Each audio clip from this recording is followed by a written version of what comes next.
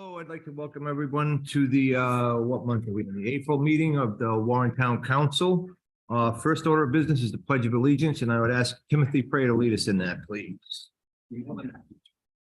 I pledge allegiance to the flag of the United States of America and to the republic for which it stands, one nation under God, indivisible, with liberty and justice for all.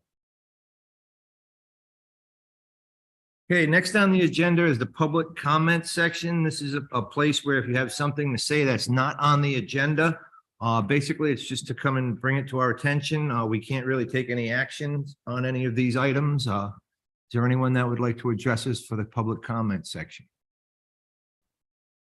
Okay, that being done, next on the agenda is a presentation. This is a discussion and action regarding the pavement condition study, which we were just presented. Just going to turn it over to Beta Group here, and this is Peter from Beta. Hi, Peter. He was one of the ones that helped with the study or did the study. So he'll have all the information you need. Okay, great.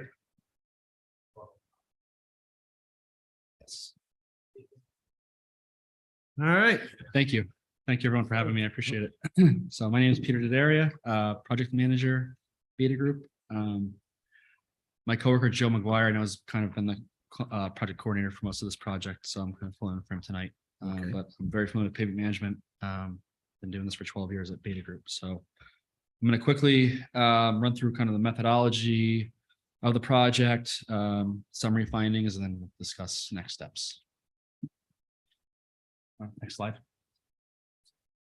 So before we get into kind of the summary findings, just wanted to talk quickly about some of the benefits of pavement management and why implement a pavement management program. So one thing is it protects communities' investment by maximizing the lifespan of the road network. It provides the ability to plan ahead and predict budgetary needs. So we want to minimize costs while maximizing the value. And this in turn is why we promote putting together capital improvement plans for communities. It really helps you apply, it helps you understand applying the appropriate treatment at the correct time along roads in the road's life cycle. So if a road deteriorates down the pavement management curve, which I'll get into in a second, there's preventative maintenance treatments out there that we want to address when the road network's in fair condition. But certain treatments will only hold for so long. So having that data in hand helps us make those decisions. Which leads to my last point. Really, the program helps provide the foundation for decision-making in the long run.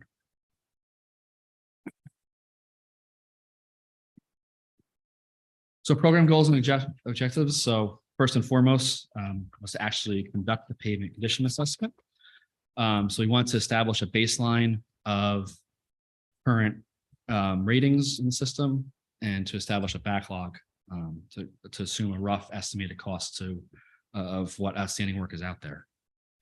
So to do this, we have to understand the road condition, what roads are maintained by the town, by the state, understanding the roadway network as a whole, evaluating different repair strategies and benefits that are in the industry today, establishing estimated backlog of improvements. So once the condition assessment is completed, we develop our backlog of improvements, which I'll get into a little later. And then ultimately that is what we can develop our capital improvement plan from. So moving forward, how we use the data to the best of our ability for the town, best benefit of the town. So with pavement management, we really see this as a 5-step approach. So step 1 is our system setup and GIS mapping. So we work in an Esri GIS environment. So in addition to getting hard copy reports, spreadsheets of the data, we work in a geographic environment where we can put together maps and an online platform, which I'll show a screenshot of later in the presentation. So step 2 is then to actually do the pavement evaluation, establish your backlog, quality control the data. Moving into step 3 is the existing conditions analysis, where we put together the report, the final report, which you have in front of you, GIS maps, graphics, figures. Once that inventory is complete, we move to the capital improvement planning phase of the program, which is where we'll work with the town, DPW, we do many different versions of capital improvement plans over time. Some towns prefer to do a 1-year outlook. I've had towns that want to do a 10-year outlook. So I'd say most common is somewhere in the 3 to 5 year range. But we certainly want to work with the town in helping put that plan together. And then finally, step 5 is to deploy the online system, provide training to the town on how to access photographs, how to access the data. And as part of this would be the upkeep, updating the system at the end of the year, and system maintenance.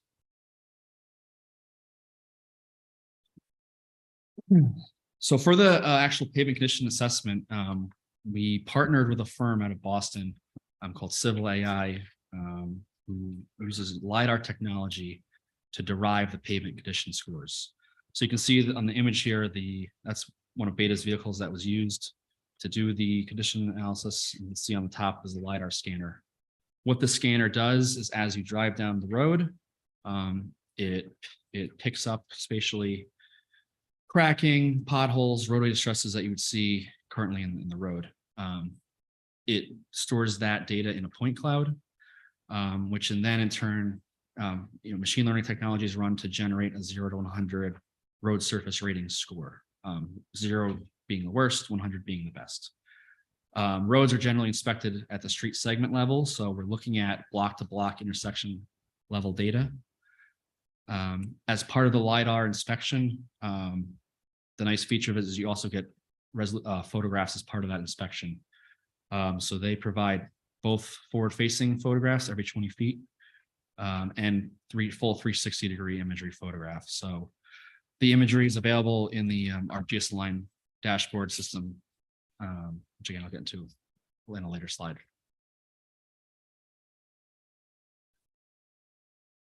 So just understand the roadway profile in Warren.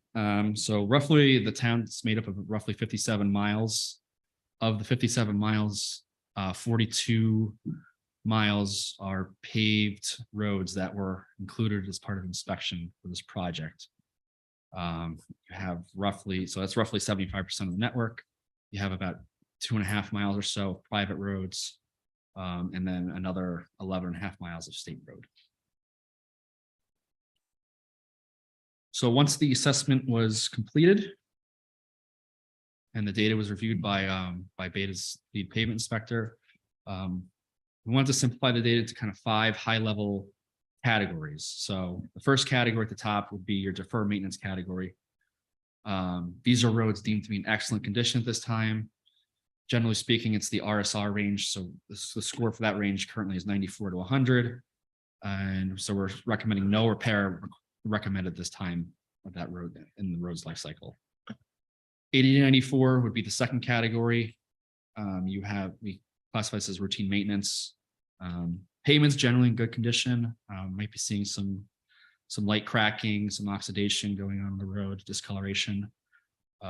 So crack seal or rejuvenators might be a good low-cost option at this time to kind of keep the rating in that 80 to 94 band level. Preventative maintenance would be the third category, 70 to 80. So we're starting to see more cracking, distresses at the surface level, surface level of the roads. So in general, these are roads in fair condition, not quite in the need of of a mill and pave. Might be able to get away kind of with lower cost surface level improvement, such as a chip seal or microsurface. Once you get below 70, that 50 to 70 range, minor rehab, poor condition roads, more distresses. You might be seeing potholes, heaving in the road, unevenness. This is where we may recommend, a traditional method is a mill and overlay or shim and overlay for roads in this category. But essentially you'd be removing kind of the top layer of the asphalt and then putting down, say, 1 to 3 inches of new asphalt on top. And then roads scoring below 50, we would recommend a major rehab. Roads generally are in deficient condition. We'd recommend some sort of partial depth or full deep depth kind of rebuild of the road at that point of life cycle. Quick question for you. Yeah. Is that 50% of our roads are efficient? No. That's the score, the 0 to 100 score. Okay, so when you hit the 50, then yeah. Okay. I get it. Yeah. I'm like 2 slides away from the kind of the breakdown. So, before I get to that breakdown, I just want to kind of show just some image examples of what the scores themselves mean. So the top picture, Schoolhouse Road. This is a road in excellent condition, scored 95. Maybe some minor linear cracking going on, or maybe, some light discoloring of the road, but overall, this is a road in excellent condition. We would recommend right now you can defer maintenance at this time in the road's life cycle. The second road, Massasoit Ave, is an RSR of an 83. Some low linear cracking starting to form in this road. So this would be a road scoring the routine band. Crack seal or fog seal might be a good, low cost treatment at this time in the road's life cycle. Third road here, Harris Ave, this road scored a 71. So you're starting to see some linear cracking, patching, depressions starting to form on the road. But again, it's in the 70s. It's kind of teetering on that line before it falls into the minor rehab band. So this is a good example of a road that, the town may want to catch and do some sort of surface level improvement on it before it falls down the curve and becomes more costly to improve. RSR 62 for Canario Drive. This is a road it's got a couple potholes forming, some alligator cracking, linear cracking, certainly a lot more distresses on this road. So we would classify that in the minor rehab category. And then finally, on the last page, just a couple of roads in the major rehab category, Church Street, Reed Ave, scoring 41 and 31 respectively. Certainly higher levels of distresses here. You've got some drainage issues on the bottom road. So we'd recommend a major rehab on these types of roads. So we get into the kind of the actual, once, we've gone through the scan of using the LiDAR system, once all the data is post-processed. This is essentially the backlog of summary findings that we use to develop our backlog. So the major, I'll start kind of worst to the best. So the major rehab category, the good news, less than half a mile we found in that category, roughly 1% of the road network. You can see on the left here, I've got average unit costs. These are based on it's a very conservative model we run. I'll say it's based on, we work with some contractors in the industry annually to see kind of where pricing is, and certainly with inflation lately, we've reflected that spike in pricing as an asphalt and labor in our unit cost prices. So roughly we carry $48 a square yard on a major rehab type of improvement. So roughly it's $180,000 falling into that category. But you can see if that band was at 5 miles, that that estimated cost would spike tremendously. So again, the good news is that there's less, roughly 1% is in that band at this time. So the second band, the minor rehab, roughly 30% of the network falls into that band. Again, $19.20 is kind of the conservative average we're using for roads in this band, and approximately $3.4 million worth of backlog. Preventative maintenance, roughly 15 miles falling into that band, approximately $2 million worth of backlog using the $9.60 unit cost. Your routine would be routine maintenance, 75 cents a square yard, roughly 11 miles in that category, about 27% of the network falls in there, then roughly $121,000. So you can see as we move down, the unit price is less. So you can cover more miles at less, a smaller, I'll say, estimated cost. And then finally, no maintenance required, roughly 2 miles in that category. That again is the 94 to 100 range, about 5% of the network. So overall, the network rating came in at a 76, which is a very, I'll just say it's a good score for what we see in New England, and especially in Rhode Island. So this is just a quick example of how we can map the data, both tabularly and then also in the GS environment. So this is kind of the snapshot of Warren itself. Dark blue would be your no maintenance required, light blue, routine maintenance. Green is the preventative maintenance, orange, the minor rehab, and red, the major rehab. So you can see from this, a lot of light blue, green, and kind of the middle 3 categories are making up most of the network. as I mentioned earlier, we also have an online system that we deployed for the town. So this is all based in ArcGIS Online. So this is accessible through a web link and a username and password, which we provided to DPW. So what it essentially is an interactive map in the middle window there, which will allow you to kind of zoom in to, you know, whatever road you're looking at. There's little gray circles, might be hard to see on the TV, but those represent photo points, which I've opened one in the screenshot. So, you know, as I mentioned earlier, every 20 feet or so, you have a photo, which you can expand and blow up. So essentially serves as a newer version of a Google Street View in a way. So you have photographs, you know, you have probably thousands and thousands of photographs within this platform that you have access to. The platform also allows you to click on the road segments, see what the score is, what the estimated cost of improvement is. And then kind of around the, you know, the interface itself, we have different widgets that interact to the data themselves, allow you to do filters, queries. And we also track kind of the road on the right there. You can see a kind of a bar chart that tracks the roadway paving by year. So we've been tracking the last 5 years, which DPW gave us. We implemented the program. So moving forward, we want to, after the 2023 construction season, we'd want to implement those improvements and track them.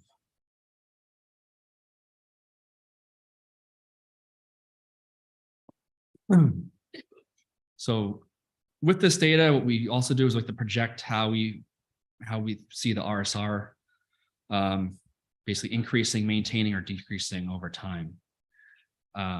So again, it factors in those unit prices that we went through earlier in the backlog summary. So what we're saying is roughly to maintain that 76 network rating for the town.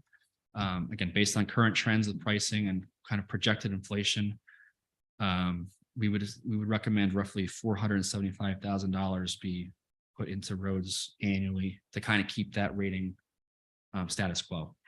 Anything north of that, you're likely to see kind of an increase, you know, maybe 1 to 2 points over the next 5 years. And then, you know, anything kind of below that, you know, maybe you may be likely to see a little bit of a decrease in that score. But the good news is, you know, your score is a 76. It's a very good score. So at this point in the road's life cycle for the network, it's easier to keep that score where it is, because especially if you start introducing preventative maintenance measures, they're more low cost, so you can cover more miles. Next slide. So next steps. So again, we're here today presenting the findings, done the inventory. We have that baseline. So next step would be, you know, define our needs, and then eventually, you know, we want to create that multi-year capital improvement plan using the data we have. So when it comes to putting together a capital improvement plan, it's really a lot, you know, the road conditions and the scores are really only one factor of it. We want to consider other factors such as road functional class, you know, your arterials, collectors versus your locals and dead ends. Certainly you might want to prioritize your arterial and collectors if they're kind of falling into that minor rehab or major rehab category, you know, your heavily traveled roads. Repair costs, you know, we want to factor that in, you know, annually. We want to make sure those are up to date, you know, with inflation and you know, rising costs we're seeing in the industry. Life improvement of certain treatments we want to take into consideration, as well as subsurface utilities. If we know a certain road is going to have drainage work done on it, or you know, gas work done on it, you know, say the next year or two, you know, we want to defer that road out a few years in the plan itself. Sidewalks and curb ramps are also another factor that we can consider. If we know those need to be repaired as well, we can kind of factor that cost in when we're building out these plans. And finally, geographic location proximity. It kind of makes sense to group projects together to kind of cut down on mobilization costs, moving equipment, things of that nature. So generally, we promote putting plans together where if you're going into a neighborhood to address one road, are there any other roads in that, you know, proximity that we can improve as well to again cut down on, you know, save the town money in the long run. So next steps. So again, training program, training the town on, continue training the program, town on the program on how to use the software. Update the data as improvements are completed over time. So we can track that network RSR to see if it's, gaining ground, maintaining or losing ground. Again, we want to monitor and update our actual costs and apply those into the database to make sure that the numbers we're using for planning purposes are actually reflected in the program. We recommend a reassessment of the roads every 3 to 5 years. So the program itself will predict kind of pavement deterioration over time. But we don't know what the road condition is going to be 3 years from now, 5 years from now. So we generally recommend that reassessment every kind of 3 to 5 years to kind of get a new baseline established. And then, we can really compare that to the prior assessment that was conducted, 3 years or 5 years prior. Would that reassessment be less than what we've done here because you already have this established? Yes. I would assume.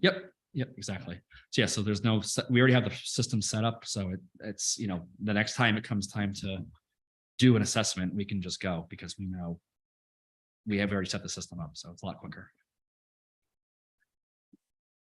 So just a couple concluding remarks. And then I'll take some Q&A. So what, with the pavement management program, you ultimately have a comprehensive inventory. It's been created for all town maintained roads, the condition of those roads, and the most effective way to prioritize the maintenance and repairs of those roads. It's a program that's designed to better manage limited dollars allocated to the road work in town. And finally, it's a program that's capable of assessing different types of repair strategies necessary to maximize the life cycle of roads. So with that, thank you everyone for having me tonight. I appreciate it. Thank you for the opportunity to give Beta this project. I hope it'll be useful, and I'm happy to take any questions if you have any. Any questions from the council? You included State Road. What now? That's not a responsibility. State roads, yeah, that was not included in this. It was really just, I just put the total miles in there just so you can understand how many roads are there, but that wasn't part of the analysis. Anything else? Thank you. Great. Thank you very much. Thank you for having me. Thank you. I'm sure our DPW director has got some nice reading ahead of him here with this report he provided us with. Okay. Next on the agenda, we have approval of the preliminary budget. Now, with that being said, the last budget hearing, there was a proposal to possibly divert some funds and come up with some pay adjustments for some employees. So I want to discuss that first because I don't want to go pulling stuff out of the budget and then find out we're putting it back in. So if we settle this first, then we'll know where we're going when we get to the budget. Is it okay if we approach it that way, Anthony? Right. Okay. All right, so Brant, I'm gonna give you the floor. You came up with a proposal that we all have in front of us here. Great, thank you, Mr. President. When I considered that we have $20,000 supposedly to work with, we'll see how that goes. I said, how are we going to distribute this fairly and equitably across the department heads? So I said, well, it makes sense to go back to the average comps, which is made up of the 5 communities, Bristol, Barrington, North Smithfield, Richmond, and West Greenwich. You should all have that assessment and the comparison numbers from one of the past budget meetings. So that column B, column B is the fiscal year 24 projected salaries for each position. The column C is the average comps from the 5 communities that were given to us by the manager. So you might say, well, why don't we just bring everybody up to the average comp? Well, we can't because it would be far too expensive. I mean, we can't absorb that amount. So I said, well, what if we work it back? And I said, let's take 95% of the average, and that's what column D is, 95% of the average comp. And so you can see, in some cases, the position is paying less than that, and some positions paying more than that. So if you make an adjustment to that average comp for those who are falling below. And then you leave those who have met that average at the same rate, you get column E. Column F shows the increase. And if you add it all up, column E at the bottom is $734,909, which is $17,448 above the fiscal year 24 projection. Perfect. Well, this is all, everything else is gonna go up as well. I wanna make sure we're getting the right numbers. Isn't FICA gonna go up? Are we gonna have longevities go up?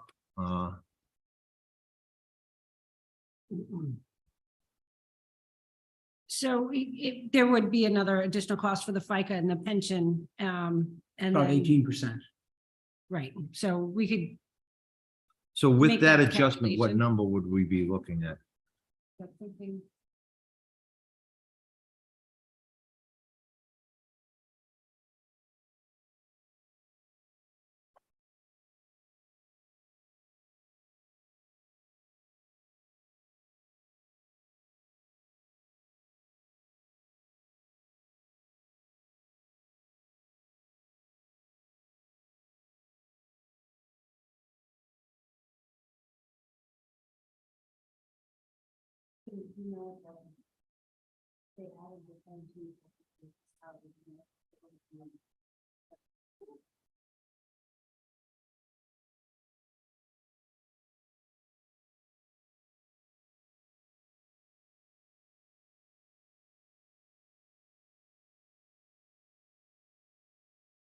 About 20,588.64. Real close up.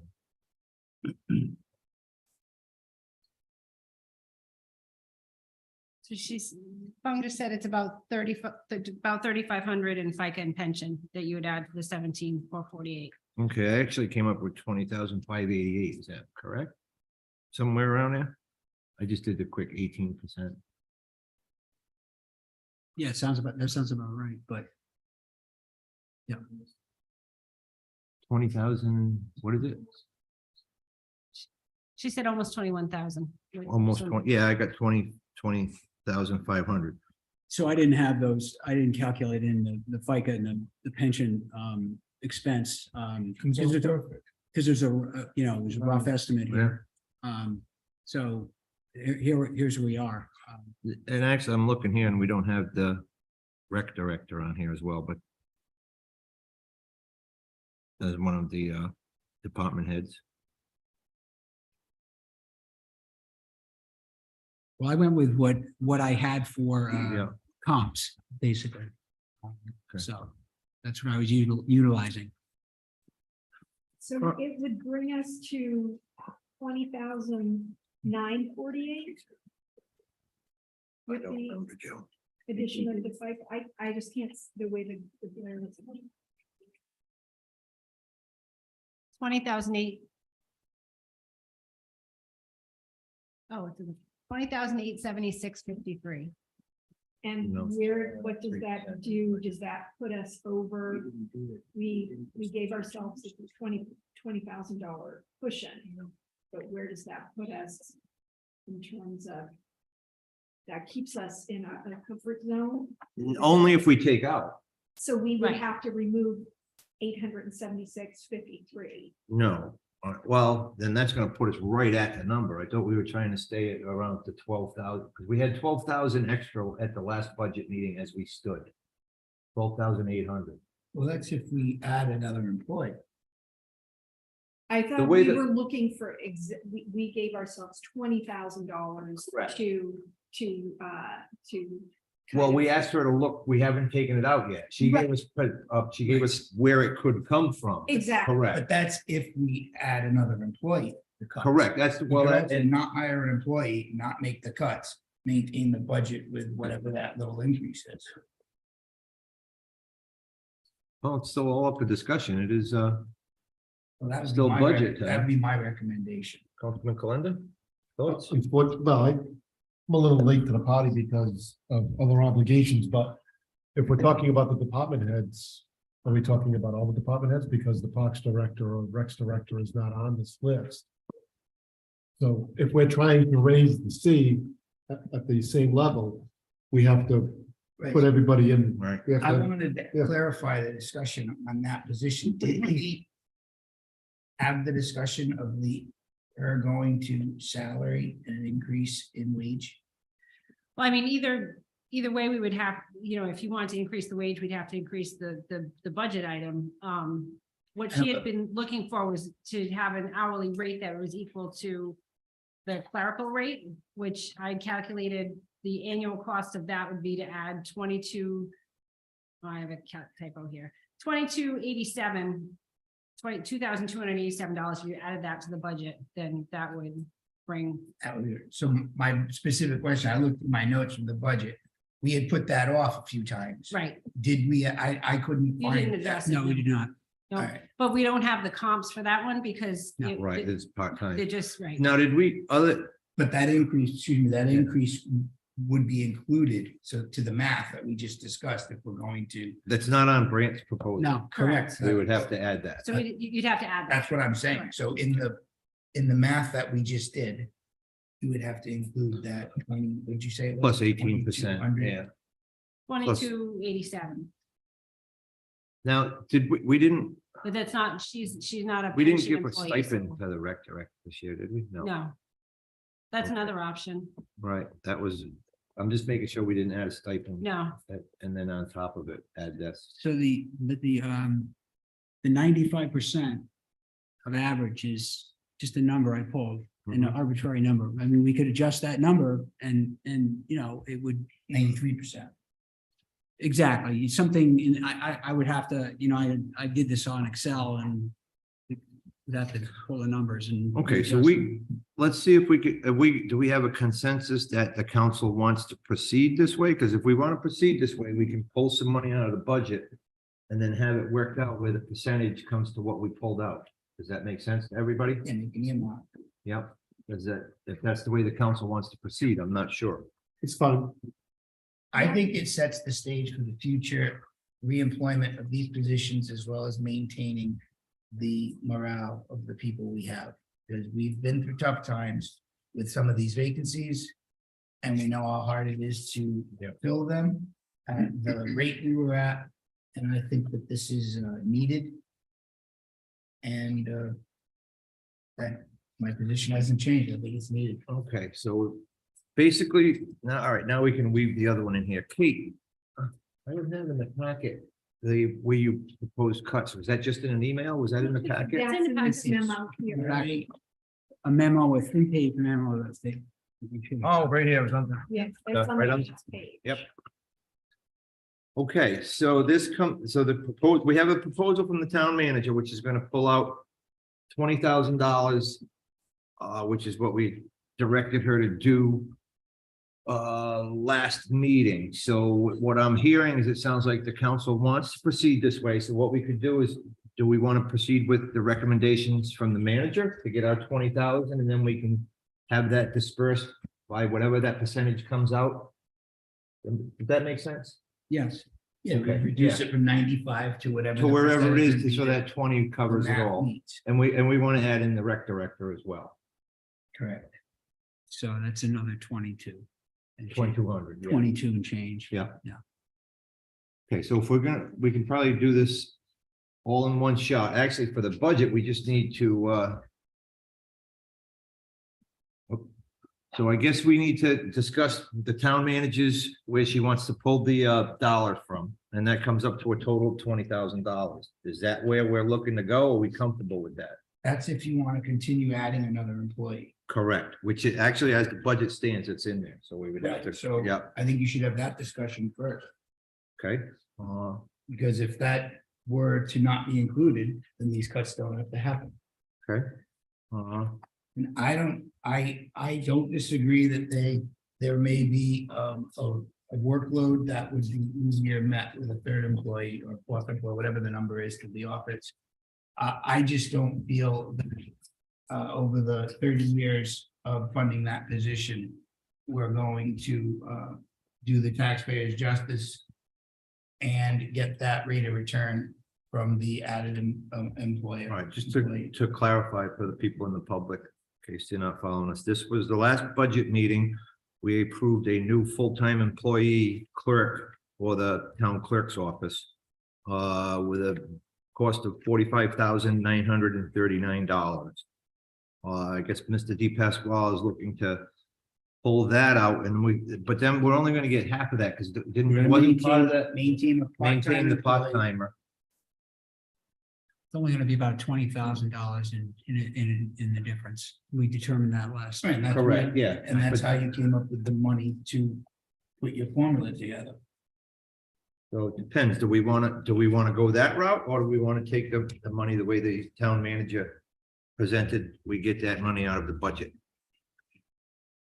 Thoughts? I am in favor of keeping the additional new employee. As this community grows, the needs, the impact, from the clerk's office, the first line of defense, it had just grown exponentially. Since I've been on the council, it has been a request from the clerk's office every single budget cycle. And they've made do and made do and made do, but we are bursting at the seams in need, and their quality of work and ability to maintain and manage what they have to do is just going to decrease. And the sort of piecemeal patchwork of a part-time here, a part-time there, just has proved not to be sustainable any longer. And when will we know if we can, if for budgetary reasons, we can remove that extra person as you had brought to our attention at the beginning of this process? You had Basically, what said she's that, saying is it's going to be an agreement worked out with the union where if we don't need the clerk, we can eliminate the position, correct? Right, so that would, Yeah. I mean, we'd have to approach the union with that once the funding was approved for the position. okay, So, we could do that, we could approach that between preliminary and final, but I wouldn't want to go down that road unless the council is. Correct. well, in favor of it. if that is an option, I would use that as some We could form make of, that pending. Could we of- make that pending, Anthony, or is that kind of getting into negotiations? I wouldn't do it. Okay. And I mean, this is a preliminary budget, it's still gonna come back to you for Yep. final no matter what. I could. Yep. Point. But there's not a lot, we really have to get the preliminary budget approved so we can go start with the advertising, but there's time for the final. Not saying that, we go ahead with preliminary, we need to do that. But there's time to straighten out that issue. We're very fine. Okay, all right. Councilman Di Pasquale? Ms. Cronin, what you're saying, doesn't seem to, I think, work out, because if you're saying the need is there, and then we're saying that potentially there may not be the financial responsibility to cover that position in the future, I don't see how that's ever going to happen. As long as you have a tax rate, as long as you're creating a budget, once you create that position, there's always going to be money in the budget to run it. It's at what point are you going to be making a budget where you cut out everything else? Like, look at the 20,000 that we're cutting out here. This is where I think you're putting a financial strain on the departments. This is where you're removing the simple, one little thing, $5,000 for a little beautification project. Oh, let's get rid of that. But yet we'll add 1.2 plus million dollars to the tax rate for the future of the town of Warren to increase. It hasn't just been your time here. 20 years, the department's been asking for another person. They do a great job. Could they use another person? Sure. Which department could it? I think when you're looking at trying to make things work the way they are, if you add that position, there's always going to be a way to fund it. The tough point is not adding the position and maintaining and improving the staff that we have through better morale and better pay, and establishing a better process when the hiring comes for those vacancies. Councilman Kalenda? You're awful quiet down there tonight. I'm listening. I've got my, so I'm going to actually agree with Joe on some of the points that he's making. The way I look at this, we can't do both, or we shouldn't do both. As good fiscally responsibility that we have, a fiduciary responsibility that we have, not only to the council, but to the town, we shouldn't do both. Number one. Number two, he's right.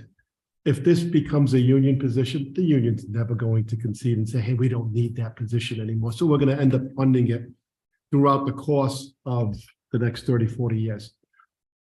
Yes, the clerks could probably use some more help there, but if we're going to increase the department heads at this time, then that's where our focus should be. And we can revisit that in our next budget cycle. Or option B, we don't do anything with the department heads at this point in time. We just give them their position and we revisit that in our next budget cycle.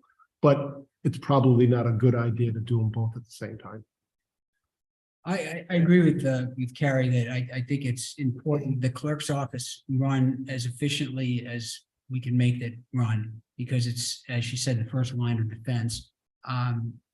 You don't want them overtaxed. You want them running smoothly so that things don't get sort of delayed, and that can cause major problems for our community. And I think it's short-sighted to not fund that position. I really do. And the manager did a great job at pulling $20,000 out without, I don't think it really affects us dramatically. Yes, you know, we lost the mural on the wastewater treatment plant. I think art is important, but I think that there's other ways of maybe pursuing that with some grants or something. And then, you know, we've reduced the town council contingency from 16,000 to 10,000. I think we can all live with that. These are not egregious, like draconian cuts that she's asking to make here. So I'm in favor of keeping the position and going with these cuts. Okay, I actually have a question.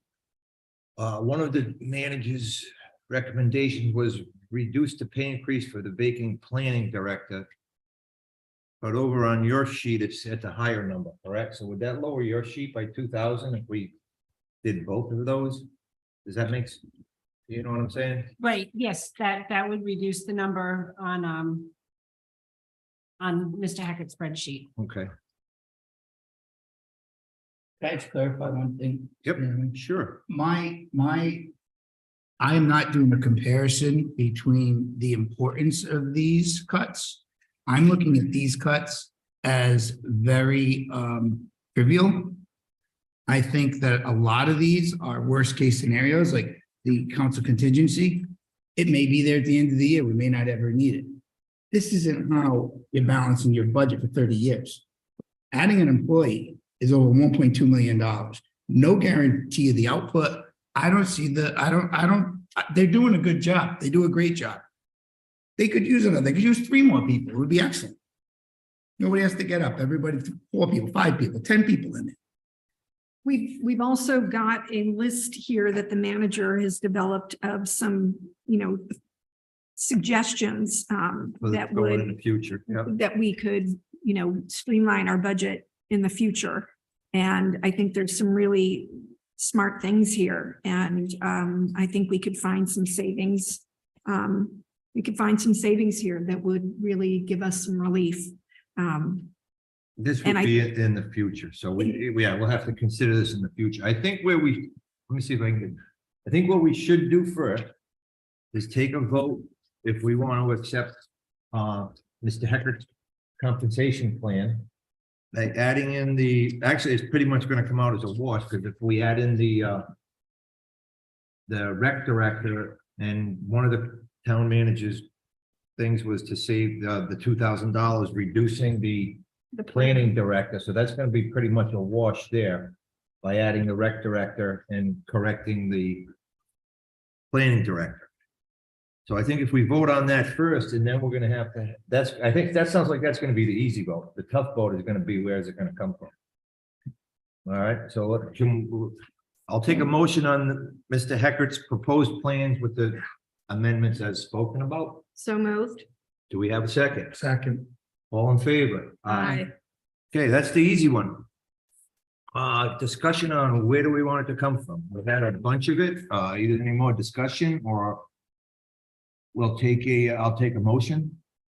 I make a motion that we reduce or we find the savings in the manager's recommendations here, 1 through 7 on page 3, We have a motion. in the amount of $20,000. Second. We have a motion and a second. Discussion.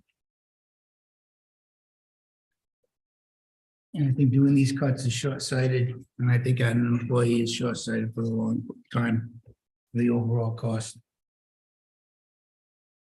I'm actually torn on this. I was feeling one way before the meeting and now I mean, I feel a little different. You're encumbering the future taxpayers. You can have a better budget next year by making all of the recommendations that she has on the other pages. I think you're selling our community short. I Not at think we've all. got, there's a lot of growth that's happening, and I think we will survive and thrive and be able to maintain our fiscal responsibility with the additional employee in town hall. I believe wholeheartedly that we can handle it. I know you do, and yet here I am with the opposite feeling, Okay. and I have great faith in the clerk's office. Okay, we have a motion and a second. I believe that's the end of the discussion. All in favor? Aye. Opposed? Hey, Aye. I, Okay, so we are not going with the manager's recommendations. That being said, how do we want to approach it? The other act, we were looking at it for reducing back to a part-timer and using that money to fund. yeah, it's my the recommendation. increase. Do we have a motion? So moved. second, Discussion? I won't support it, and I think that the clerk's office and the building itself could really use that additional support, and I don't think it's money wasted, and I don't think it's foolhardy in any way, shape, or form, and so I'm sorry. Okay. As I stated earlier, I agree. I think. I don't think anybody's using the word foolhardy. no, I mean, yeah. I take this very seriously. Yeah, I just don't think it's a good time to do this at this point in time in the budget process. To do what, add a position? Because we Yeah. already approved the No, bump yeah, in the raises. yeah, no, the raises. Okay. Yeah, but like. We've been having conversation with the clerk's office for years, or even prior for me getting on the council, about them increasing their, and I agree, but there's timing, and timing is everything. I think we're moving in the right direction, and we can definitely revisit this next year, where we could be more appropriately prepared for this position and the other increases that we're already taking on. We're rising the level of the. And the the budget. election cycle's coming up, and the additional hours that are going to just overwhelm our clerk's office with managing multiple elections. But no, our It's a budget- one-time event out of 30 years. There's no, the election cycle now because our congressman decided to quit, so we're gonna have a special election. No, our election budget cycle is next time. We'll have our budget done by then. Let's not have it before you decide. I'd like to say something. Yep, I'm gonna get to Sandy in a minute. Anything else? No, I think though that the way that the elections are run now is more costly in general. I think that's the clerk's office can tell you that. Well, There's with the extended 60-day days. voting or whatever. Yeah, Well, you know, it's just, that's so actually needs to be that's, fixed at the state it level puts a too. lot of cost, you know, additional cost, and you would just look it over. How many people showed up for early voting? So, I go back to 25 hours again because I have a part-time, I'm not tiny out as a job upstairs. Well, that's, I So think, they took it, so now I have only two. But you would maintain, you would another maintain part-time employee. whatever you have right now, you would maintain. Yep. I think that's what's being That's my discussed, proposal. yeah. and if the fiscal strength that we hope is there next year, you can research, we can revisit this. And we've already brought all the department heads up. If there are any vacancies in that process, we'll be able to apply for positions, and applicants will look at us not as the absolute lowest rated paid town in the state. Might I offer a suggestion? And I don't want to muddy the waters here, but if that's the route that the council chooses to take, and you don't want to add full-time, you want to stay with the part-time, might I suggest that maybe we at least choose maybe one of these savings options and add that to overtime for the town clerk's office so that they have overtime available in addition, as a kind of a compromise position? Is there something on this list that you think would be suitable for adding to the overtime account to give the clerk's office at least a Well, little the extra? $2,000 from the She planning. means, she means from this part. I think. No. She's I mean, talking for the about last page, on the last page. no, from this one. Yeah, this page here. And well, in other words, it's that 2,000 for the planning director. Again, that's gonna come off of Brant's list. So that's gonna put 2,000, that's gonna be 2,000 of what you're saying, but it's already coming off here. Right, if you would choose to do that, I would ask that we take that 2,000 and add it to the overtime account so that the clerk's office has access. The primary election, the CD one is on Tuesday. That means it has to be set up on Labor Day.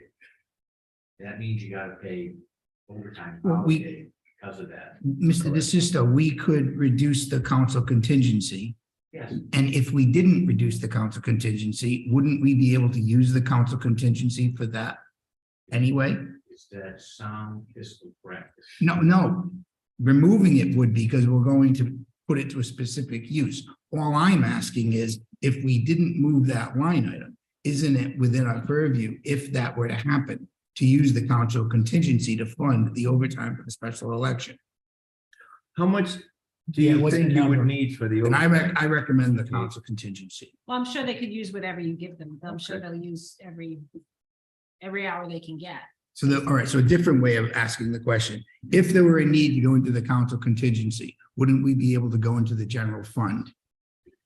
Well, you can, yes, you have that option. Right? I mean, the contingency is for, has been used for legal positions or deficiencies in, okay, so I recommend the council contingency.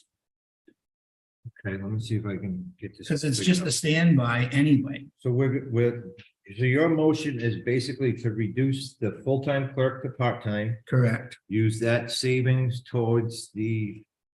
Recommend, the mathematical For recommendations the Brett past made. vote, Yes, and then also to reduce, to move $6,000 from the council contingency to overtime for the clerk's office. correct. Okay, so we got that. Did you get that, Sandy? That's fine. Okay. So that will pay for the overtime, especially during election time. Yep. That's hire somebody now. Okay, so we have a kind of an amended motion. Do we have a second? Second. Okay, Is that because the holiday double time? no, I believe it's still just time and a half, correct? If it's the Monday, yes, time and a half. Yeah, If time they and a work a half. Sunday, it's double time. Yeah. For the, And ultimately, if that line item were to fall short, it would be adjusted out of the general fund at great. the end of the year. Okay, so we have a motion and a second. I believe we had a whole bunch of discussion. Anything else? Yeah, what I would like to do is to take those motions into account and then allow Fung some time to go and do the calculations and then come back towards the end of the meeting and have the vote on the numbers as she's. You mean she was, as we kept changing our minds, she didn't keep on top of it? Oh, she's on top of it. She just What the needs heck? to get it into the Yeah, I'm just teasing her. Okay, so we have a motion and a second. All in favor? Aye. Opposed? Okay, So if you could, I don't know what the proper motion is, but just to continue this item to later in the meeting. Is that-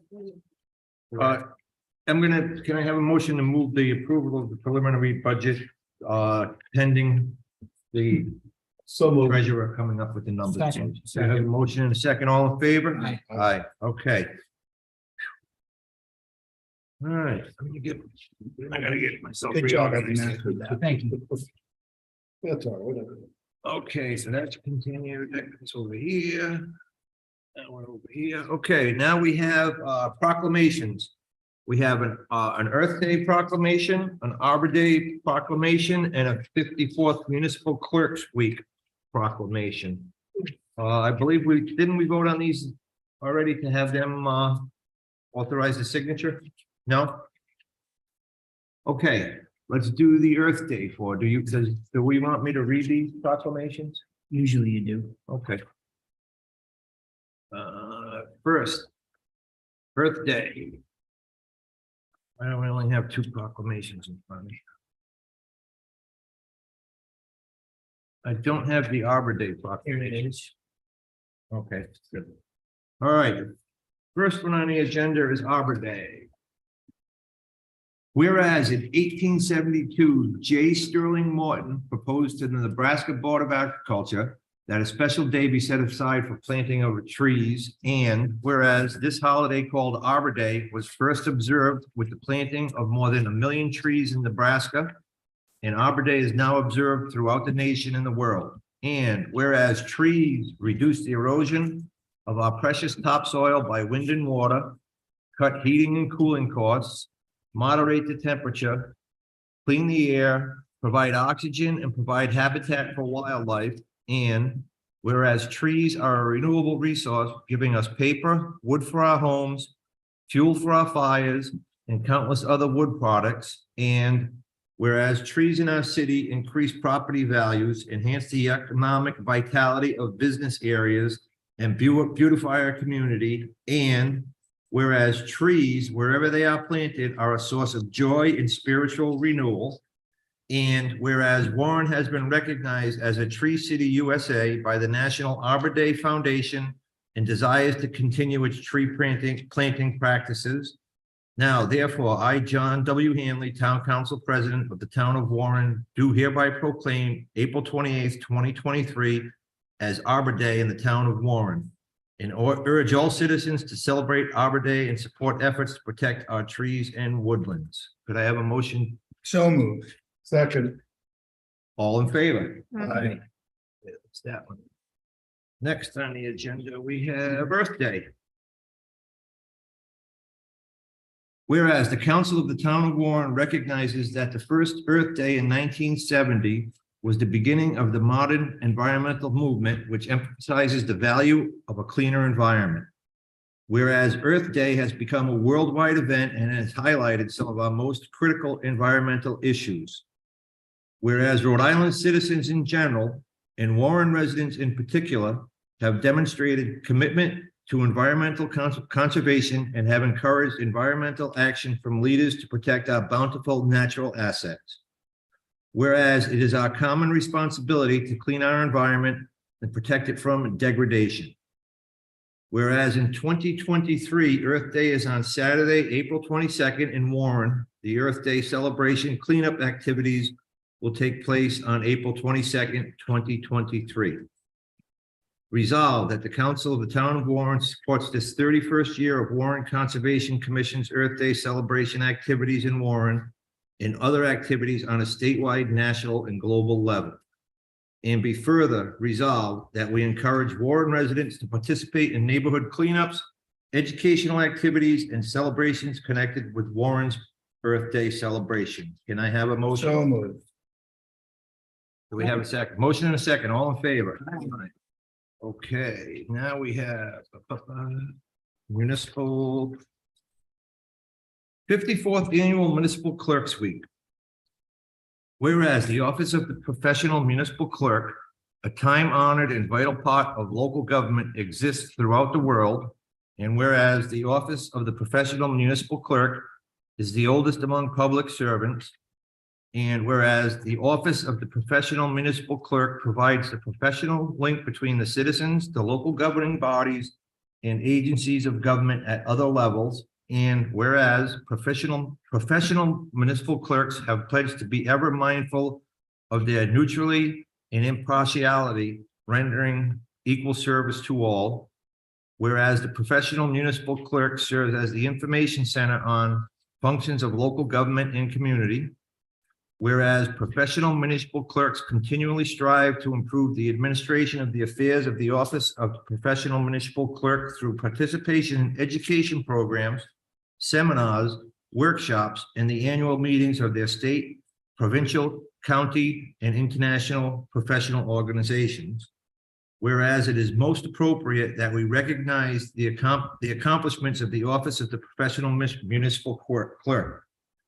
Now, therefore, I, Kate Michaud, Town Manager of the Town of Warren, do recognize the week of April 30th through May 6th, 2023 as Professional Municipal Clerks Week, and further extend appreciation to our professional municipal clerks and to all professional municipal clerks for their vital services they perform and their exemplary dedication to communities they represent. Can we have a motion to have the town clerk, the town manager sign this? Did we reword it? The one I have is for Yeah, Kate to yours sign. says eight. Yeah, so we'll have, That's what they said. yeah, motion. Motion to have the manager sign her proclamation. All in favor? Aye. Okay. That's the invitation for people to participate in Earth Day. Okay, all right. All right, now we're up to interviews. We have several openings. So you should tell everybody Earth Day is on the 22nd at the pavilion. Did you say it? Yeah, I just read that. Yeah. Yes, the 22nd, as we said in the resolution, it's at the 22nd, and I guess the home base is the Seppi Pavilion. Yeah. Okay. Economic Development Board, we have 2 alternate positions. We have no applicants. Juvenile Hearing Board, we have one alternate position. We have 1 applicant, Mr. Goslin.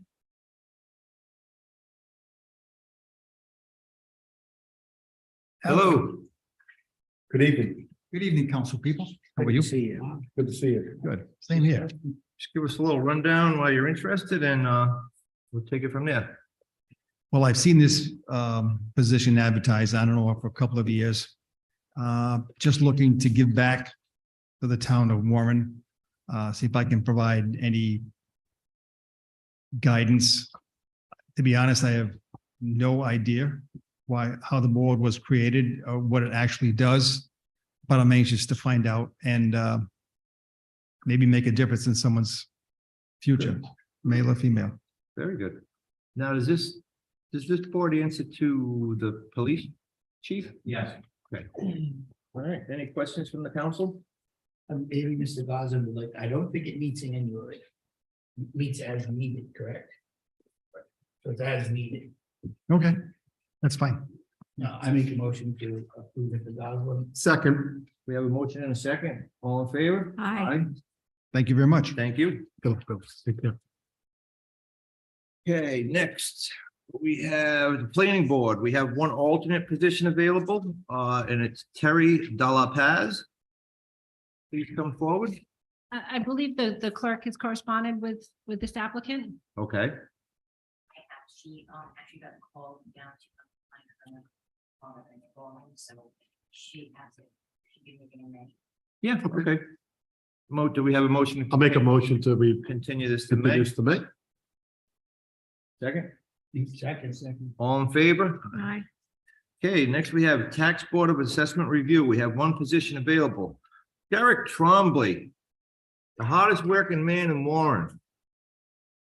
You're sweet. You're sweet. How you doing, Derek? I'm doing well.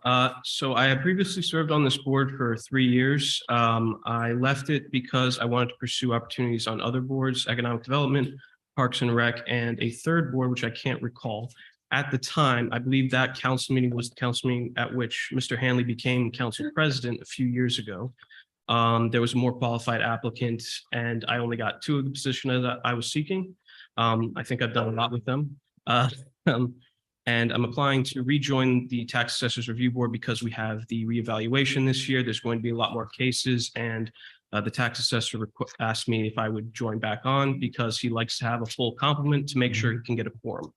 I think that there were some issues about potential conflicts of interest. For example, I'm on an economic development board. If there's a business in town seeking a tax assess an appeal before our board, tax assessors review board, I would have to recuse myself. Or get an advisory opinion from the State Ethics Commission. I believe Mr. DeSisto and I talked about that.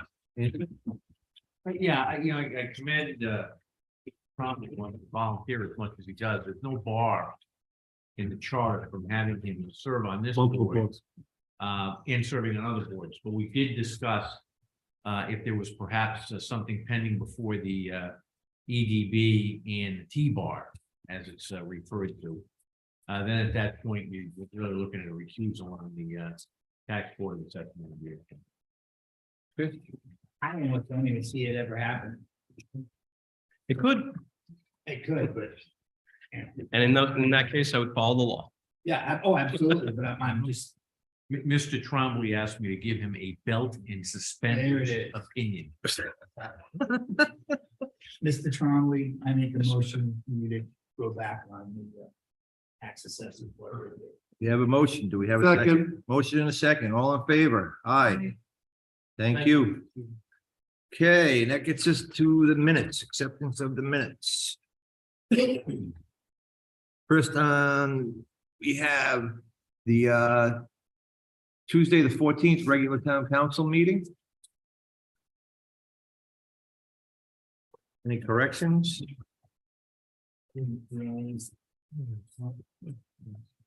we have a motion to approve the minutes. Do we have a second? Second. All in favor? Aye. Okay, next I have the first budget meeting Wednesday, March 22nd, 2023. Any corrections? We have a motion to approve. Do we have a second? A second. All in favor? Okay. Now we have the second budget meeting, Wednesday, the 29th. Do we have any questions or changes? I didn't see any motion. We have a motion. Do we have a second? Second.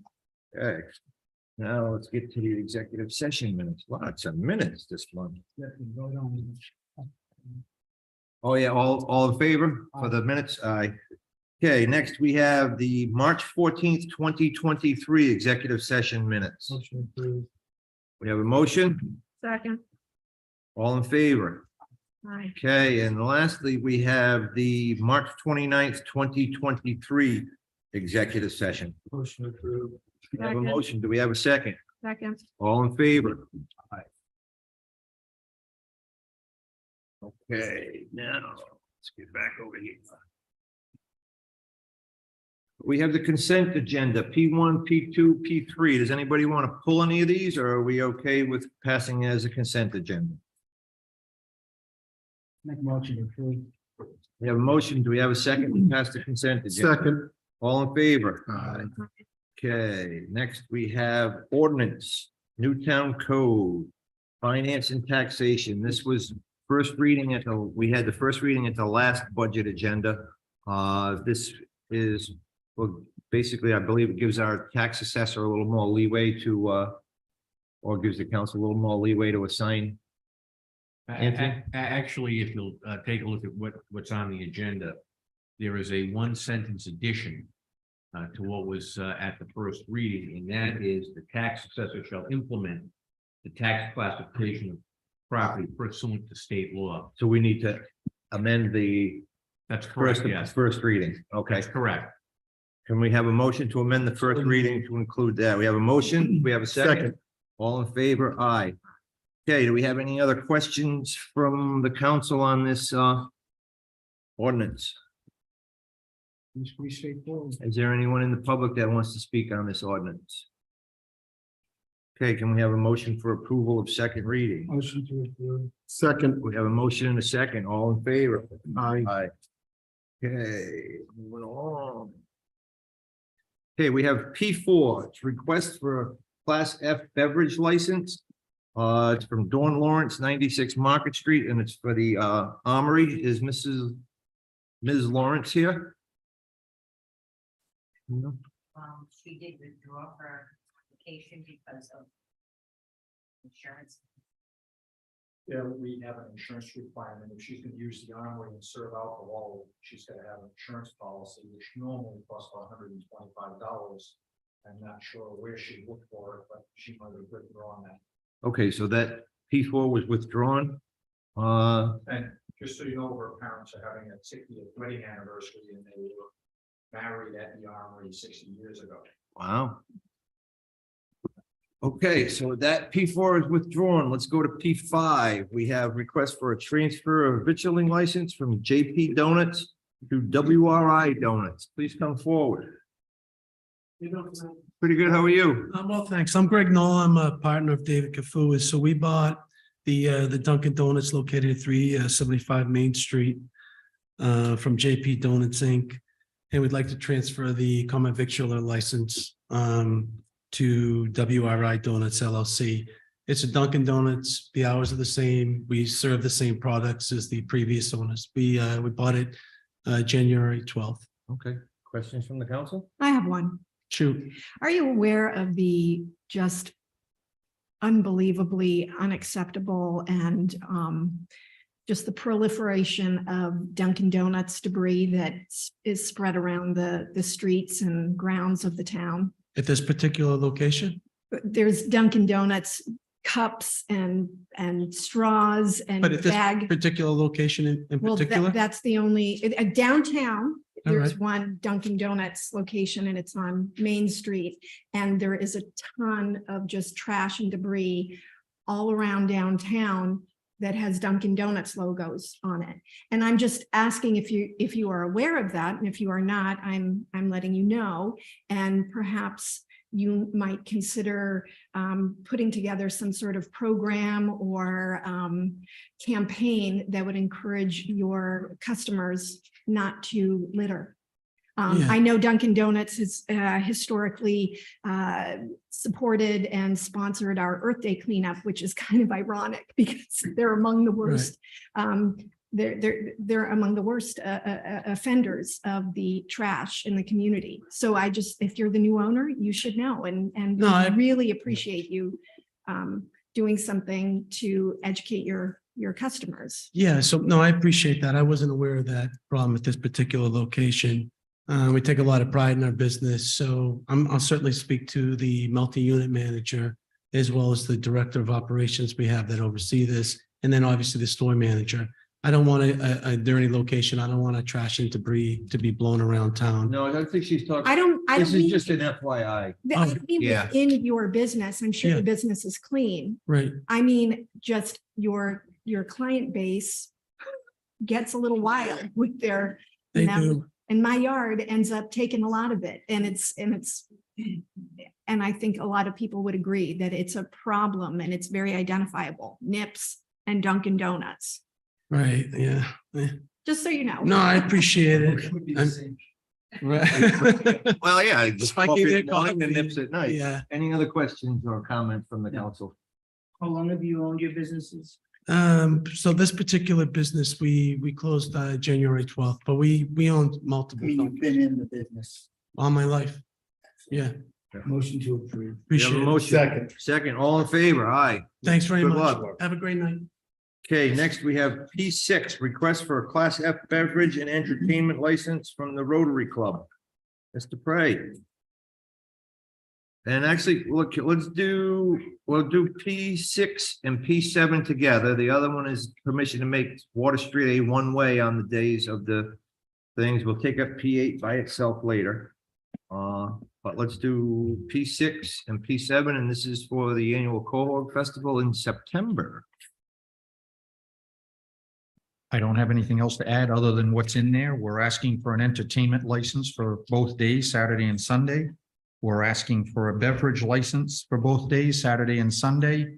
Of course, on Sunday, we wouldn't begin serving any type of alcohol until after noon time. Saturday, we would start at 10 o'clock. And as far as making Water Street one way, we try to do that to make it better for traffic flow and safety reasons. And we also asked to add some handicap parking spots in the north side of the Burrs Hill Park parking lot. Okay. I actually have a question for the solicitor. One thing that Mr. Prey did want to discuss, and I don't know if this would be the place for it or if it would be under the rec director's permit for them to use the park. He wanted to have a little discussion on the food vendor requirements. Would it be better here or at the rec part? More appropriate when the rec director gets up. Okay, all right. Okay, Okay, so we have the first two. We have basically for the liquor license, and we have the entertainment license and Water Street one way, P6 and P7. Change other than the date. No, yeah, that's correct. motion to approve. The date and the hours No, were but I mean of what they're Correct. asking, the logistics, the physical. correct. Okay, motion to approve P6 and P7. We have a second. All in favor? Aye. Okay, P8, I would like to wrap P8 with the rec director 3. I believe it would be appropriate to do those both at the same time. Correct, yeah. Okay, so should we push P8 down to rec director 3, or should we move rec director 3 up to P8? Yeah, correct, point out. All right, here we go. So we're gonna go with. No, only one. Okay, so P8 is a request for the fees to be waived in regards to rec director 3, which is the request for the Warren Barrington Rotary to use Burrs Hill Park for the Quahog Festival. Mr. Prey. Correct. It's a festival that's going on for 39 years. I did apply with the rec director, and she said, no, I need to ask the town council for permission to use the park for the 2 days. And I'm not sure why that is. So that's part of the policy. So Okay. That's actually in the policy. The council has to approve any event at Bristol Park. Oh, okay. That's just for everybody. Works for me. And motion to approve. Hey, we got two things, Joe. First one is to approve, and the other one is that we're gonna waive the fee. Do you want to speak on the fee? So, again, that's something that's asked all the time. We don't recommend that as the rec board, only because, it is a small fee, but it does help to cover some of the costs that we have to incur for those events. And so, if we do it for one, then we have to start doing it for everybody, so we consistently just try to stay. Right, motion to approve the Yeah. dates and deny the Waiver. waiver. Second. Motion in a second. I'd say, Discussion? love what you do, but you can understand. No, I understand Tara's position.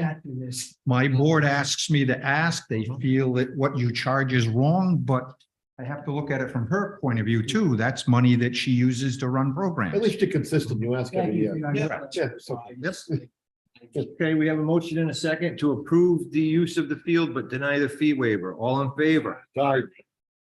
Good luck. Thanks. Thank you very We'll much. see you. And again, if we know anything and whatever, when you need things, you ask us. Oh, yeah, you know what? We didn't discuss it there. Mr. Prey, The food come truck. back up.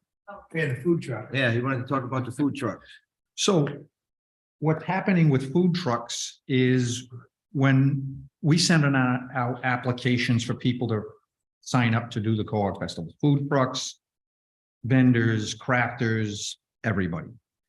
The food truck people are getting back to me and saying, I don't have a problem getting a license from the town of Warren, but why do I have to appear in front of the town council for their approval?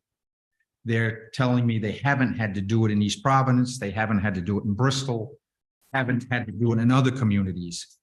And in talking with Mr. Hanley, I understand it's an ordinance. But for what reason do you need them to come in front of you if they've already been inspected completely by the health department? I can answer this. Go ahead, Councilman. Mr. Frey, when we discussed the ordinance and it was a lengthy debate, we felt that if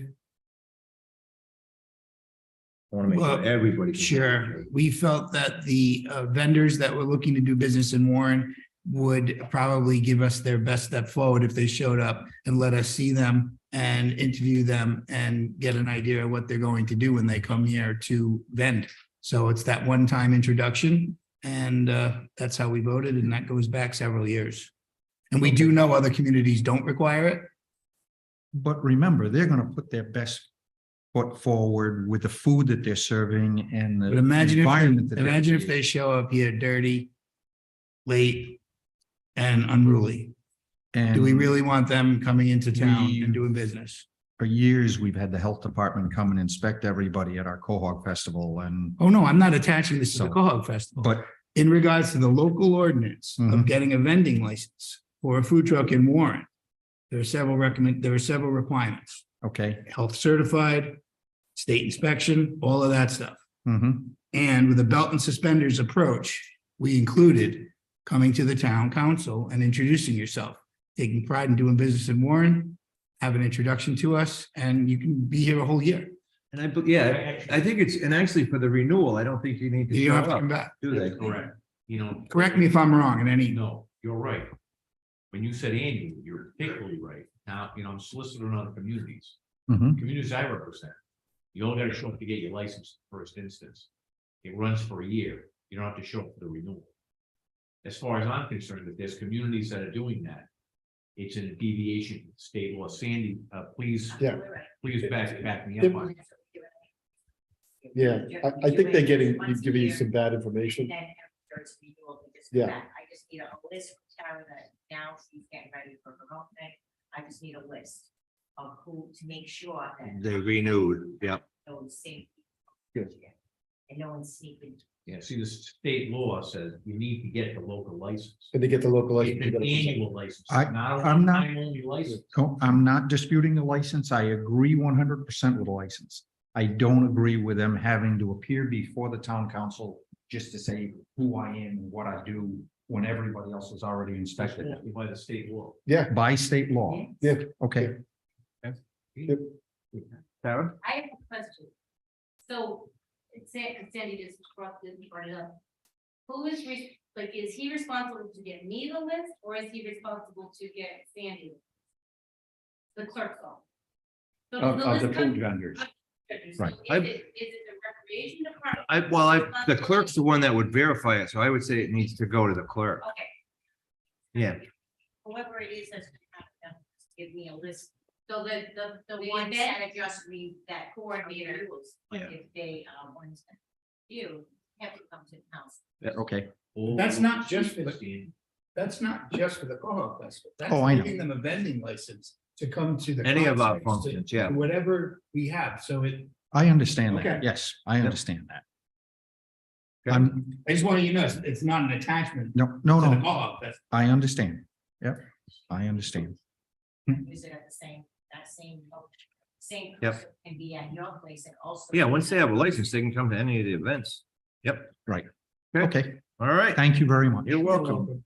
Next, we have P9. It's request for a vitrilling license from Family Grill LLC. Is there a representative here? Christopher Lee. No, there is No not. Christopher Lee? No Christopher Lee. Breakfast and lunch and dinner. Is this the same address as Cigar World, or is this right next to it? I Googled it and the building came up, but I couldn't Which one? tell. So This, there's 644 Metacom, the Family Grill. a space next to, that's been vacant. That would, they had the shake things there. Right. Yeah, then they had, Okay. then they had the exercise thing there, so. Family Grill. Now, this is a new license. This is not a transfer, correct? Yeah. There's- She was called in, okay, It's next door to Cigar World. Okay. Yeah. continue with the next one. Motion to continue. Motion to continue. Do we have a second? Second. All in favor, and if the clerk could send her another note, tell her that she does need to attend. Thank you. Okay, next we have correspondence. Is there anything anybody would like to pull from here?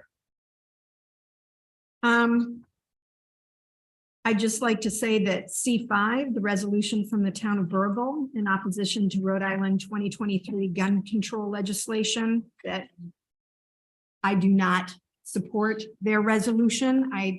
I want it to be very clear that I can't speak for the entire council, but in no way do I personally, as an elected official, agree with their resolution. I think that it is appalling, the level of gun violence and by guns that have been obtained legally, and that if we don't do something, more lives are going to be lost. So I wholeheartedly and completely reject their resolution. We're not taking any action. Yep, I got, well, there's two that I want to just call out, C10 and sorry. I mean, if we pull it and we can make a formal You can, anyone vote can ask to to, pull it. I'd like to pull it and make a formal vote to reject it. Okay, so we want to pull C5. Is there any other that we want to pull? I just want to make a note for C10 and C11. They're two resignations. I would like to send a letter of appreciation out.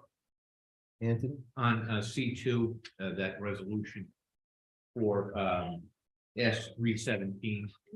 I'm wondering if you need to actually take a vote on that. So it Okay. can be sent to your legislative delegation and the General Assembly on that very worthy bill. Okay, let's go in order. C2, can we have a motion in support of this resolution and a motion to send it to the state legislators? So moved.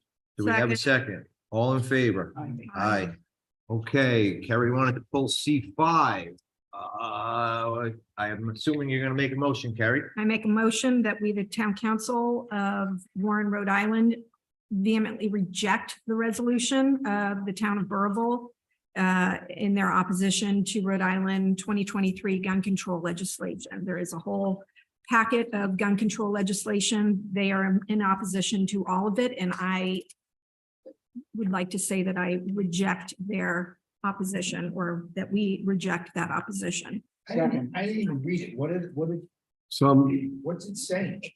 It is the classic, Second Amendment, the right to people to secure. It's the classic Second Amendment Do stuff. you want to And intentionally make a motion, make a position on the record against the person, no action needed, doesn't exist? you know what, it is deeply, deeply offensive to me and upsetting to me that they are going out of their way to object to these resolutions that might actually do some good in saving lives. Oh, they're opposed to the. No, Yeah. no, they're They're opposed. opposing. gun- In other words, let me just pull one right out of here. Many of the bills being considered by the General Assembly will require the confiscation and storage of otherwise lawfully owned firearms and make the towns and cities responsible for these costs. So basically what they're opposed to the legislation that would require those things. They're opposed to a lot, basically to all of Sure. the gun control legislation. So we have a motion. Do we have a second? Motion and a second. Discussion.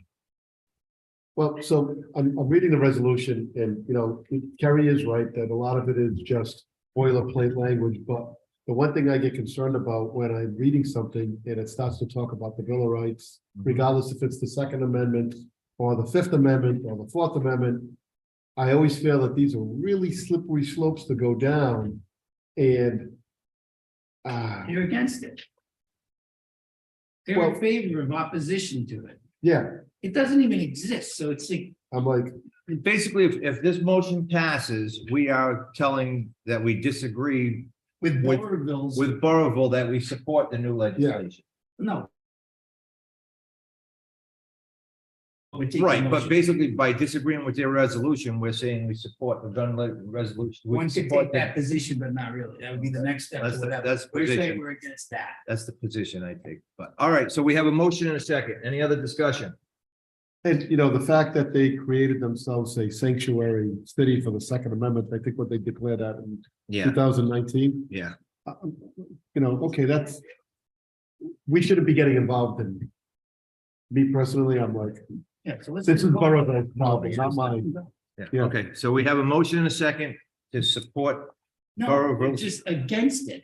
well, In We're making a motion. Kerry made a motion to be against this. making a motion resolution. not to support the That's what she resolution did. from Burrillville. Yeah. Correct. Okay, we have a motion, we have a second. All in Yes. favor? Aye. I'm opposed. I'm opposed. Okay. All right. All right, so we got The action is that the resolution was rejected. Correct. Correct. We don't need to draft the resolution. No.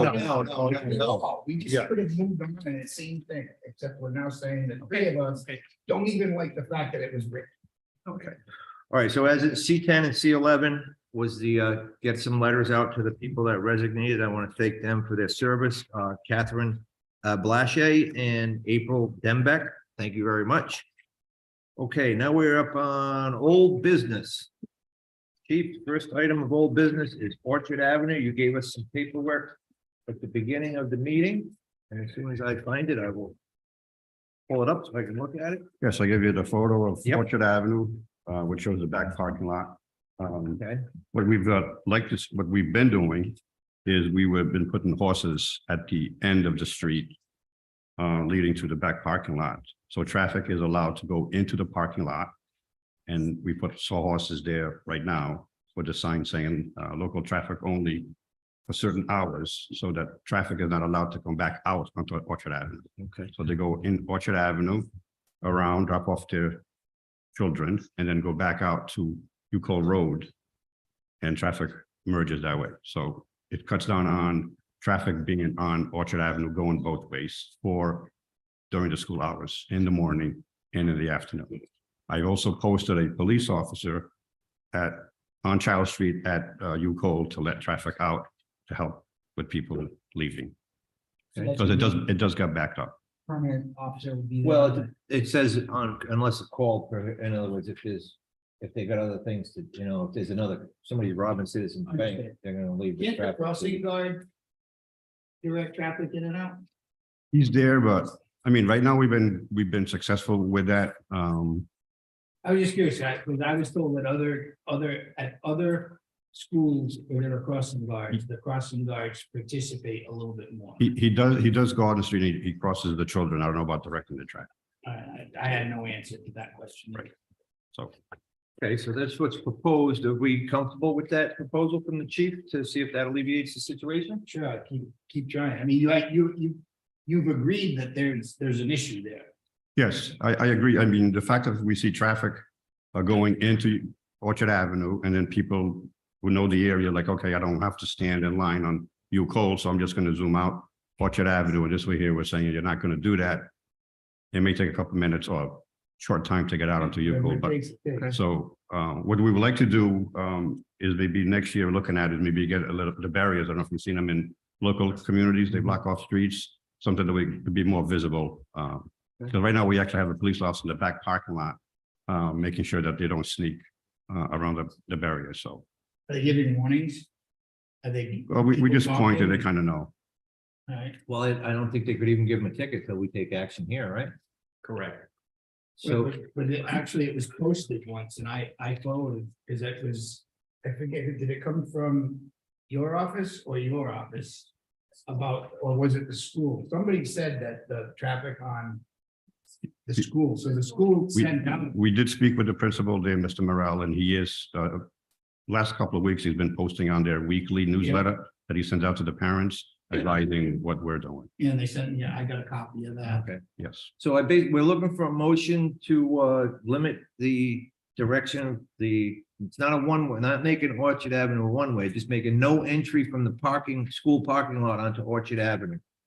Now, the neighborhood, the neighbors can come in and out. Right, but not if the Not neighbors go during down Hugh Cole, then they can't come through the parking lot into their house. Right, yeah, but they can drive up and down. Yeah, it's not, yeah, it's only, Or their kids could just walk. yeah. Yes. Right.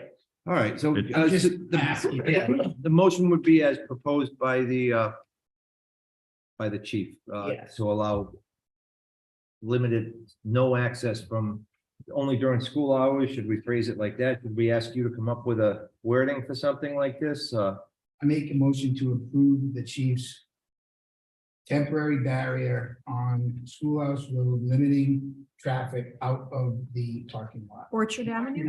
I need, Orchard Ave. yeah, Orchard Ave, sorry. And actually, I want to have the solicitor come back with something that we can actually, get codified. Sure. Okay, all right, we have a motion. Do we have a second? Second. All in favor? Aye. Okay. Thank you. The last thing I want to mention is a couple months ago, we met with Mr. Frank Caleri from Bristol Warren School. He had a traffic plan for Ucole. Yeah. We did meet with him, and after our discussion, he's going to pull his traffic plan and revisit that. He agreed with us that it wasn't going to work. Okay. So he's going to work on So you're something. working with them to solve. We that. are working with Good it. job. Okay. All right, thank you, Thank chief. Thank you. Okay, new business one, discussion and action regarding the contract approval with Rhode Island Resource Recovery for solid waste. Kate? Sure, in your packet, you have a cover memo and then just some additional information. As you know, we have no other option other than disposing with Rhode Island Resource Recovery. It's in state law. But yet we still have to approve a contract, which is the same contract for every city and town. It is. It is a monopoly. Yeah, I've noted some kind of highlights or lowlights depending on your point of view. I do have a typo in the in my memo, which bothers me. But the under the cap fee is going to increase next year from $54 per ton to $58.50 per ton. And then in fiscal year 25, it'll increase to $63 per ton. The over the cap disposal fee increases from $90 per ton to $115 per ton. The cap number itself has been adjusted, so it was adjusted upwards because of the 2020 census, but then it was adjusted downward because overall waste disposal in 2022 went down statewide, so they decreased everybody's cap by 6%. So you do well and you get punished for it. How does this look financially to us? So financially, we're gonna have to do some calculations. Again, as I said, we have no option. So we will be returning to the council with some recommendations on, again, on looking at our fee schedules and our policies to limit as much as we can, the costs, to try to keep our cost level overall, even though the per ton costs are gonna go up. The good news is that the amount of landfill waste per household has declined. In 2018, it was 0.85 tons per household, which is 1,700 pounds. Now in 2022, we're down to 0.77 tons per household, which is 1,540 pounds. So that's a nice decrease. Curbside recycling is up slightly from 23.1% to 23.4%, but actually last month we had great recycling rates. Our waste numbers were down and our recycling was up last month, so that was really nice. Is that an anomaly? No, I think Brian's been working really hard to increase recycling rates, and he's trying to, he wants to work with the schools to try to get them back into the recycling program. So I think that we're making positive traction on that point. Our overall diversion rate, though, had dropped from 35.3% to 34.2%. So I think that's just an indication we need to look beyond just curbside recycling and look to see how we can increase other types of landfill diversion. That ultimately is the answer to cost savings, is to keep things out of the trash can as much as possible. So we will be returning with some recommendations on policy and fees. And in the meantime, my recommendation is to approve the contract because you have no other alternative. And it's an e-signing this year, electronic signing. So I would ask for authorization to sign that contract. There you go. Does our current contract, is it what, Mega? For hauling, yes. No, this contract is for the dumping. Correct. Yeah. Does our current contract, do they have a third barrel plan? Do they have a gray barrel? No, not under the current contract. Do any of the contractors that are hauling, is anybody doing a third stage removal? You mean like a third? Soiled cardboard, wood, compost. Bristol does compost, they pick up themselves, but they can use it as, they use it in their sludge composting. So they don't send the compost to resource recovery, they handle it through their own facility. As I mentioned in the past, in Austin, where I actually witnessed this, there's 3 different color barrels. And it's municipal. So the pushback is really no. I have seen some communities that are doing a third barrel for yard waste, but what that means is that people are no longer allowed to put bags out. They get 1 barrel of yard waste and that's it. Yes, still just a little that wouldn't be in. So the good thing about the proposal, the good thing about the process that I've witnessed is that it does remove from your regular trash barrel. So that would be an alternative to our curb waste bag. So the problem next for us all to face is there aren't any contractual providers that are offering the third option. And the state isn't even offering a third option right now, are they? Right, no, all the recyclables go up together, so they don't, if we separated them out locally, I believe they all just get mixed back together anyway. Yeah. So just a slightly off topic, but on topic, but not. So you've participated in these meetings. Are anybody at the state discussing the third barrel option? There's a lot of discussions, but I have not heard a lot about improving recycling. Just the last meeting I went to up at Rhode Island, which is Resource Recovery, which is just a couple months ago. Their bottom line was that the recycling market has been decimated and they can't get rid of the recycling they have. So they're not looking to expand recycling because they're having problems they can't even get rid of the basic But stuff. why are we trying to alleviate the amounts? I mean, it's counterproductive. So they're trying to get us to relieve the amount of waste in the trash barrel, but they're not doing anything. Because a lot of what goes in the trash barrel doesn't go in the recycling. It's not recyclable. Right. And unfortunately, a lot of the stuff that goes in the recycling barrel ends up in That's In why the- it's so in the- dirty. right. with the waste. In the trash, It's yeah. completely dirty. yeah. Sorry about that. Okay. Meander, Yeah. but I have a quick question about the chart on page 2 here. So the last column says pounds of rejected recycling per household. And there are communities that have, 105, 569, but Warren has 0 pounds of rejected recycling per household. Does that mean that we are perfect? It does actually. We It are means we perfect? had no, not lots of wood. It means we we're had no. within the margin of. We're doing it right? We had no rejected loads last year, and we do, our hauler does send someone through and looks through the barrels and leaves notices if someone's got something in there that shouldn't be in there. It really is a testament to the citizens of the town. I live in a town that has lots of rejected loads, and it is very costly. But Warren did not have any rejected loads last year, which is, Tiverton had 19. We should Yes. advertise that. it really is a big deal. Oh, yay town, thank you. I think the big barrels were. Okay. Any other questions or can we have a motion Motion to approve. to approve and authorize the town manager to electronically Sign. sign the contract? Second. Motion in a second, all in favor, aye. Okay, town manager, discussion and action regarding grant writing and management services. Kate? Sure, so this is a proposal that would be a subcontractor for Beta Group, who we're using for on-call engineering services. So we've had a call with this subcontractor just to make sure that we were comfortable with them.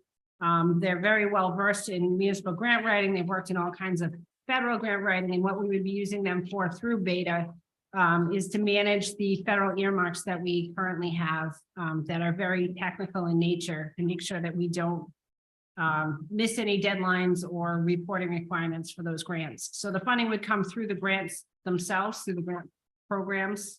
But the request is to authorize Beta to subcontract out so that we can continue with these services. So moved. So this is for the general grant writing as well. Great, so this in particular, we're looking at these earmarks, but we can use this subcontractor for whatever grant needs we have. Because I noticed that, one of the line items is research possible funding opportunities on behalf of the town. Right, and That's that's pretty broad, that's pretty broad. right. So And this is all that they do is grants for municipalities. Okay, we have a motion. Do we have a second? second, Motion and a second to approve the grant writing management services. All in favor? Aye. Anthony? Town solicitor. Discussion and action, the claim from Carolyn Schultz. Yeah, I'm gonna recommend you deny the claim, and I feel bad for this person because as you know, the Market Street's a state road. She went to DOT, they said, well, it's not us. That was utility work, and you have to go to the utility. She went to Verizon. And they may have been doing work over there, but Verizon said we weren't doing road work. Rhode Island Energy. Actually. Yeah. Did they say National Grid? Yeah, it's Okay, national. I'm sorry. That's all. That was National Grid work. They said, no, it's the town, you gotta go see the town. This is not anything that the town of Warren did. It's not a state road. They don't have any liability. I feel bad, but this is not the place the claim should be paid. It could be the utility. And I'm distressed over the fact that they sent the claimant here. So denying the claim sends it to the No, trust. so he doesn't want to say. No, we don't send this to the No. trust. It's below below the Below our deductible. deductible anyway, sure. So is there any way, so we're not gonna support her attempt how can we help her? We can't. Motion to deny the claim. We have a motion to deny the claim. Do we have a second? Second. All in favor? Aye. Okay, next we have finance director. Bones, how do you want to go first? I'm gonna put the budget approval at the beginning or the end, wherever you want it. Where do you want it? The end. Okay. First is the revenues and expenditures, which we received via email. Any question? Everything's looking good. Number two is the American Rescue Plan. The quarterly report. Is there a restricted list of amounts or projects that just have not yet been transacted, or money that hasn't been spent, but we've allocated? Yeah, there are, I will have to provide you another report. Could we get that next month, please? That would be great. quarter is a quarterly reporting. Okay, And I think if you look back, there was a report given a few months ago, and none of those numbers have changed as far as allocations. So I can look back and see if the old memo's handy and resend that. Yeah, that'd be helpful. Yeah, it was in the context of something else. I can't remember exactly what, but the accounting was in there and that nothing's changed. okay. Okay, any other questions? All right, what we will do, we can do the budget numbers that were adjusted. You want to do that now, or you want to do the rec director and do that last? So you have time to- Expenditures. You want to do it toward the very end or not? Expenditures now. We just did that. There are other people waiting. So. Not gonna be ARPA. Oh, yeah, yes. Oh, That's what we were just talking about, this. yeah, I know. If you'd like to take the rest of the agenda, and then we'll do that very last, so that whoever's. Yeah, here we for just, the this is other. what we just talked about, Right, where it's going, yeah. I guess maybe I thought maybe there'd be a little status. Is there a status on any of these things? Or this is just money that we're gonna try to continue going to these? Yeah, I mean, I'd like to come back, and I put some Status information in your report. budget about allocating the remainder of the funds, and at the same time checking in on these projects. Everything's moving forward. I mean, we don't have anything that's not moving forward. All right, I was just curious about the broadband effort. Yeah, broadband, actually, I have a meeting Thursday on the broadband, so I'll have more information very shortly on that one. Great. Thanks, Kate. Okay, thank you, Fung. Thank you. Recreation Director, Hello. the Learn to Road Day. So the first item is just a same thing as the Quahog Festival. It's just something when anyone asks to utilize the beach, it has to go before the council. And they've done. This is an annual event. Oh, yeah. This has Yep. been actually, I think, I want to say like 5 years. Yeah, 5 to I think- 7. Yeah. it- Motion to approve. We have a motion. Do we have a second? Second. All in favor? Aye. Aye, okay, next. So the is- second item was something that was put together actually by probably about, we did not have a summer refund policy. We obviously gave refunds back, but we didn't have a consistent policy. So he actually drafted this up for us so that we would have something put in the parent handbook and follow consistently with everyone. Anthony, have you had a chance to look at this? It's fine. Okay, Motion to accept. have a motion and a second, all in favor? Aye. We've already done the Co-op Festival. And then the fourth item is the summer concert and movie series. So this is. I did have one question. So the monies that you had originally, We didn't touch that. okay, so. We didn't, yeah, we Okay. didn't back any money out of there. Okay. Even Yep. better. So, we have, Sharon McCarthy is actually our coordinator this year. She has, put together this concert series. And, actually, even if it rains this year, we're going to be hosting concerts, excuse me, at, Hometown. So, we actually won't have any cancellations. So for inclement weather, we still will have the concerts. This is the lineup that we have, and this is also the movie series. We're going to show 4 movies like we've done for the last, I think this is going to be the 4th summer that we're doing it. And both events keep growing. So Anthony, is that in any way an issue if we pay for the band and it's at the Hometown Tavern due to rain? we did ask before. You did. I did. I sent you an email and you said it was okay. Yeah, I gotta tell you, the liability policy for personal injury at the hometown kick into that. You've gotta let the trust know that that's the back place. Okay. Okay. We don't really need to take any action. We don't need to approve the menu or anything, do it now.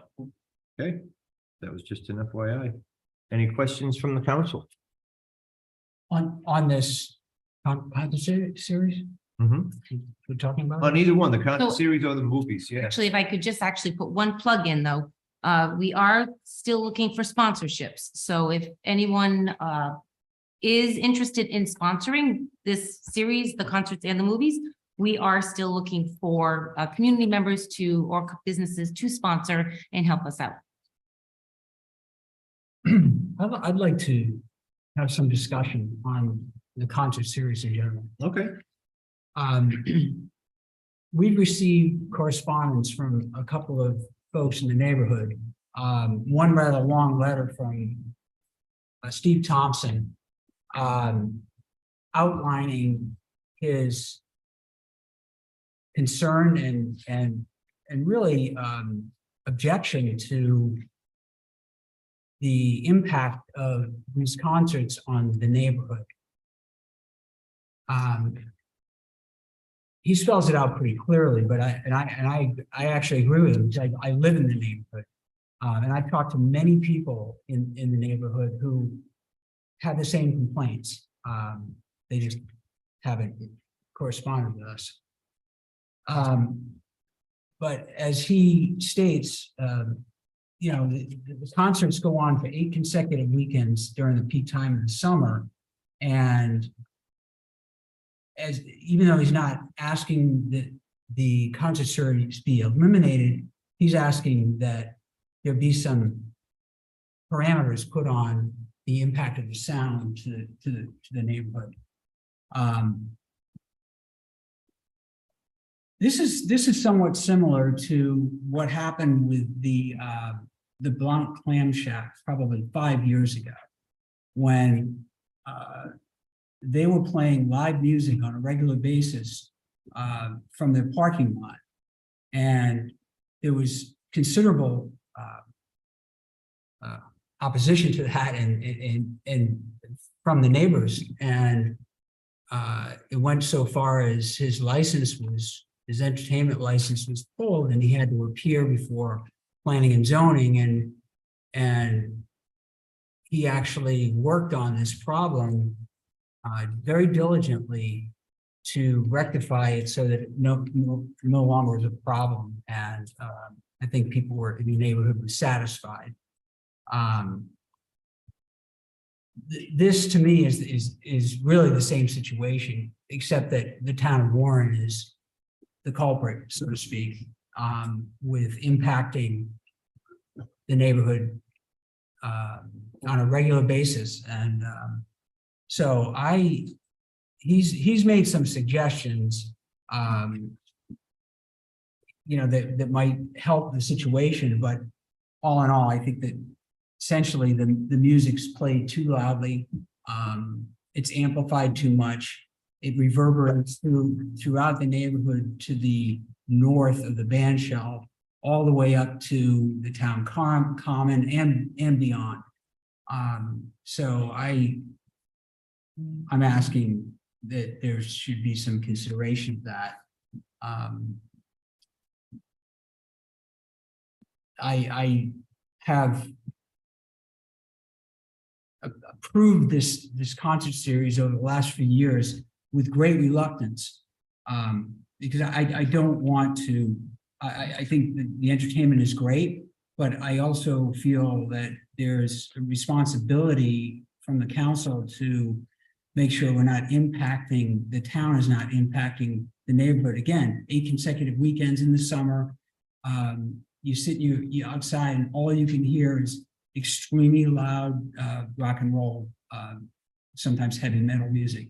And it's really problematic. So Grant, is it the type of music? Because if it was the Rhode Island Philharmonic, would still people complain that it was too loud? Well, we have a wind ensemble and we have So country I mean, music. like, It's- Grant, with all due respect, I hear you and I hear Steve's, but like, seriously, are we really having this conversation? Yes. I mean, this has been going on for years, the concert series. It's been going on for years and years. And it'll continue to go on before it's been going on prior to us getting here, and it'll go on after we're long gone. And I'm like, so what are we going to do? Not have a concert series? No, maybe we just. No, reduce the I mean, I volume. think I think you say like, let's throw the baby out with bathwater. It's a it's not a black and white situation. We can There reduce the volume. There can be things that to ameliorate the situation, Steve. It doesn't have to be either or. I don't see why you would take that approach to this thing. And Because they've been having this conversation in Bristol for the 4th of July for decades. It's a few weeks in the summer, a few hours during the day. I'm like, it's not like they're playing past midnight. What time do the concerts stop? They're Tara, playing from 5 to 8 o'clock. 8 o'clock. I'm Okay, like, Yeah, but every Sunday. every Sunday, and as a person who lives downtown, past the town common, Out of everybody here, I live the closest. yeah, he lives the closest. but do you hear I it? have no problem with it whatsoever. It's 3 hours on a So- weekend. So Yeah, Yeah. well, we will. there are a number of It's just people first, yeah. here who represent different parts of the downtown who've been living with it for a long time. And, you know, I think that there are a lot of things that could be done to reduce the sound and reduce the distance that it travels. I mean, and I'm glad you found a new person to book the bands, but I mean, yeah, I do actually have a problem with all of these classic rock cover bands. We have an amazing music program in our schools with all of this talent, musicians and vocalists. Could we have them? We have wonderful musicians who live in town. And I know some of these bands do have people who live in town, but I just think we need to offer a greater variety of music to the public. And I think we must do something to bring. so we're becoming music critics now. Yeah, Well, so if I may say, first, I am reliant on others to do this. I can't do everything. So when somebody comes forward and they say, I'm going to do this for you, and they provide quite a good, I mean, I know it's different than a couple of years. I know that some of the bands that have normally played, I don't see them, but in all honesty, I have to pick and choose because I only have so much time to do the job that I have. Two, with the noise situation, if there is a way or a solution that you can come up with, I know that we are well below Yeah, we're not our even sound violating person, decibels. like the sound person that we have, he goes to the top of the hill, he checks all the sounds, because you did ask us to do that last year. They checked and they monitored those sounds. We were well below the town ordinance. So we made sure that we did do that. I also live in those neighborhoods. And the concerts have been going on for 26 years since they built the band shell. I've been listening to them for 26 years from my backyard as well. So I want to also say there are people, I do agree with you, there are those that do not like it, but there are those that do like it as well. So it is a give and take. Some are inconvenienced by it, others really enjoy it because they actually have people come. I know somebody on Wheaton Street that they gather all of their friends on Sunday nights and they sit in the driveway and they listen to the music. So it's a mix. So I don't want everyone to think that it's just all negative because there are a lot of people in the neighborhoods that feel that it is a very positive impact. So if anybody does have suggestions, like the Fog Festival, they're going to have the same issue. They're going to have 2 days. They have amplified music. So if we do it for this, then we have to do it for everything. So if you give me the direction, I will do it because it is your purview, but I don't have the answer on how to do that. Before I ask for the public, do we have anything else from the council on this? Yeah, I don't take this as frivolous. I think that it's a real issue. And I think it does depend on how people view it. But that being said, if they live in a house and they don't want to, there's no way to turn it down or blinds that can be drawn. So I do think that we should investigate some processes to take and see if it works, because our job is to try to solve problems and not make believe they don't bother everybody so they don't exist. So I think, if people live in their houses and don't want to hear it, I think it is somewhat a responsibility of us to try to remedy the problem. Okay, anything else? Anyone from the public want to come up? Please come down, state your name, your address.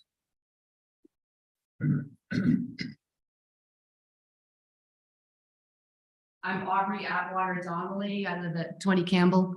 I've been a full-time nationally touring musician and event producer since the 90s. And the concerts were louder last summer.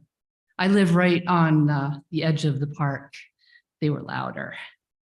And we could use a little more diverse lineup. I did, Elwood and I proposed a person to book, and you did interview him, but you selected a different person. We've played in the series and a lot of the years, and we're a folk group, so we're not as loud. I And was surprised not to see you on the, I did Yes. apply with Sharon, and she said that our fee of $450 last year, she wanted more people in our band, so I raised it to 700. And she said that was too high. But now that I'm looking at this, that did fall within, but we did not get selected. I followed up a couple times and didn't hear back.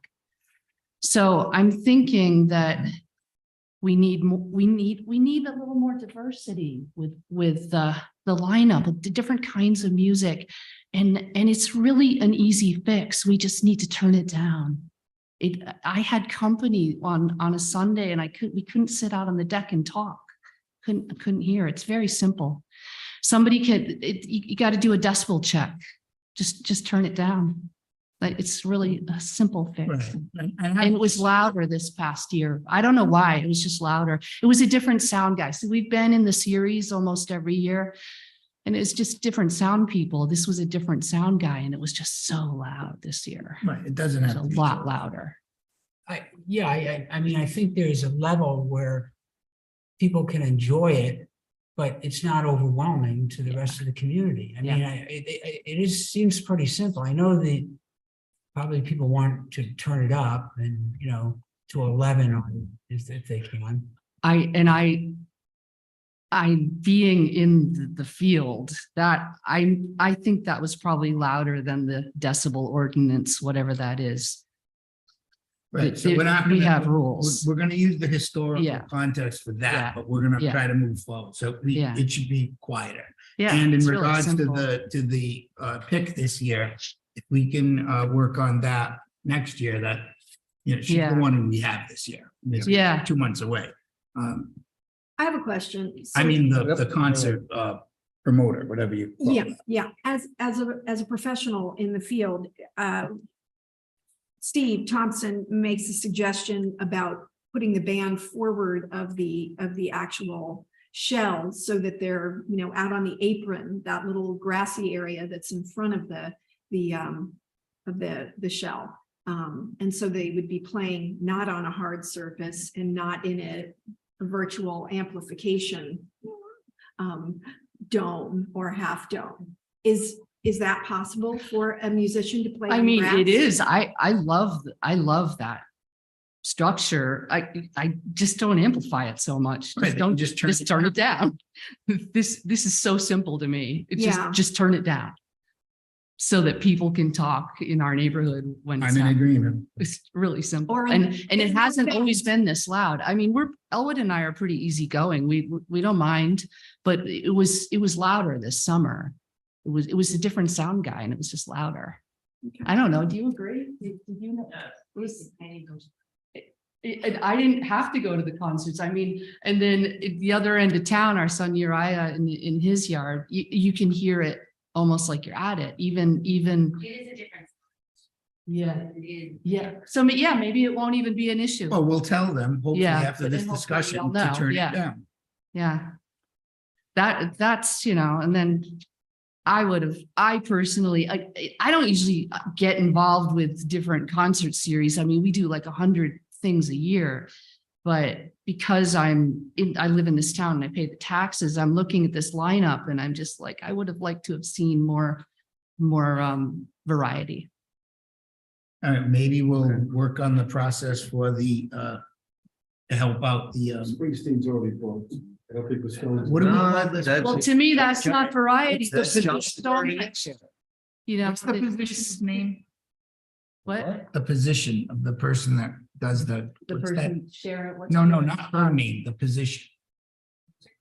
The concert coordinator. So I think next year we're gonna have to put an effort into helping you and try to be a little bit more, I mean, if we're gonna be involved in changing something, it has to start with the concert promoter. I know, I mean, that. So that's next year's discussion. We did attempt to do that, but I guess I'm just Yeah. trying to say, like, Yeah. that's a good Yeah. topic for the next Okay. discussion, because we can't change that person. Right. This is the so one, this is that then, yeah. and the coordinator is set, because this is what she's, Right. so Okay. All right, Yep. thank you. you're welcome. Anyone else want to come up? Oh, please don't. Only say things we haven't heard. My name is Julie Blount. I live at 11 Wheaton Street and I'm Tara's neighbor. And last summer, for those 8 weeks, it sounded like the same band, same hard rock band every single week. And it was loud. It was too loud. And you're right, it was louder than any other year.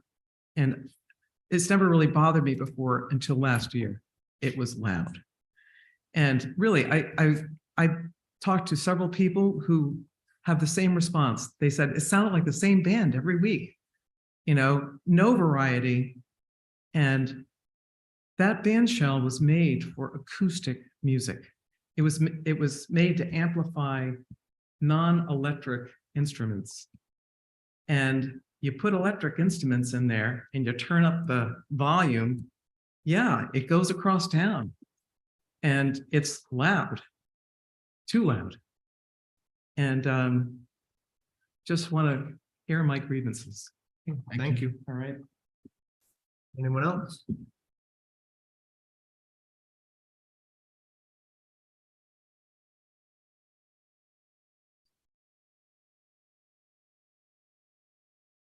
Pat Muse, 47 Broad Street. I looked up the town's statement of policy on noise. And it said it's the declared policy of the town to promote an environment free from excessive noise, otherwise properly called noise pollution, which unnecessarily jeopardizes the public health, safety, and welfare and degrades the quality of life of the residents of this community. Last summer was god awful. Window shut, air conditioning on, still. I mean, the house was basically vibrating. I really think that's not fair. If people, we went down to the concert one time to see it. It was so loud there. I felt like I was at Jethro Tull concert in the 70s. It was just ear splitting. That band shell is not made for acoustical, for amplified. I seriously think that it has to be taken, rock has to be taken down off the band shell and pointed towards the water, not towards the neighborhood. Because it goes up there and it is flung all the way across. That's what it was built for. That's what they were built for. They weren't built for amplified music. They weren't built for all of that. And if something like that isn't going to be done, I think we have to move towards acoustic instruments, because there was their concert, I couldn't hear. I didn't even know what was going on because we couldn't hear it. So that tells you something right there. If we're not going to make shorter ones, make quieter ones, let's make the concert shorter. They're 4 hours now, 4 to 8. 5 to 8. 5 to 8, they got changed. Okay. They both, yeah, I think they've always been 5. They've always seemed like 4 to 8. And if not, cut back on the number of concerts. There's no reason why it has to be 8. It could be 3, a couple of weeks off, and 3 more. I don't think it's fair for those of us who do not want to hear the music to have to hear it. And I've never gotten any response that was anything except call the police if there was a problem. That's what I was told by the town manager. I didn't call the police because I don't think that's what we should be doing. I think we should find a way to work this out. So please find a way to do this. Thank you. Thank you. Anyone else? Nick Haywood, 51 Broad Street, and I would just say that I agree with everything that has been said thus far. I actually have no issue whatsoever with the type of music that's played. You can play whatever you want. It's fine with me. It's just too loud, and last year was particularly loud. It truly is not possible to avoid the music. It's just not. And my whole house really does vibrate. You can put your hand on anything and it feels like you've hit a piano tuner. It's wild. So, thank you. Thank you. Anyone All right. else from the public? All right. I Are guess there, we've heard them. I mean, this says concert series 9 performances, but there's really only 8, right? That was a It's question.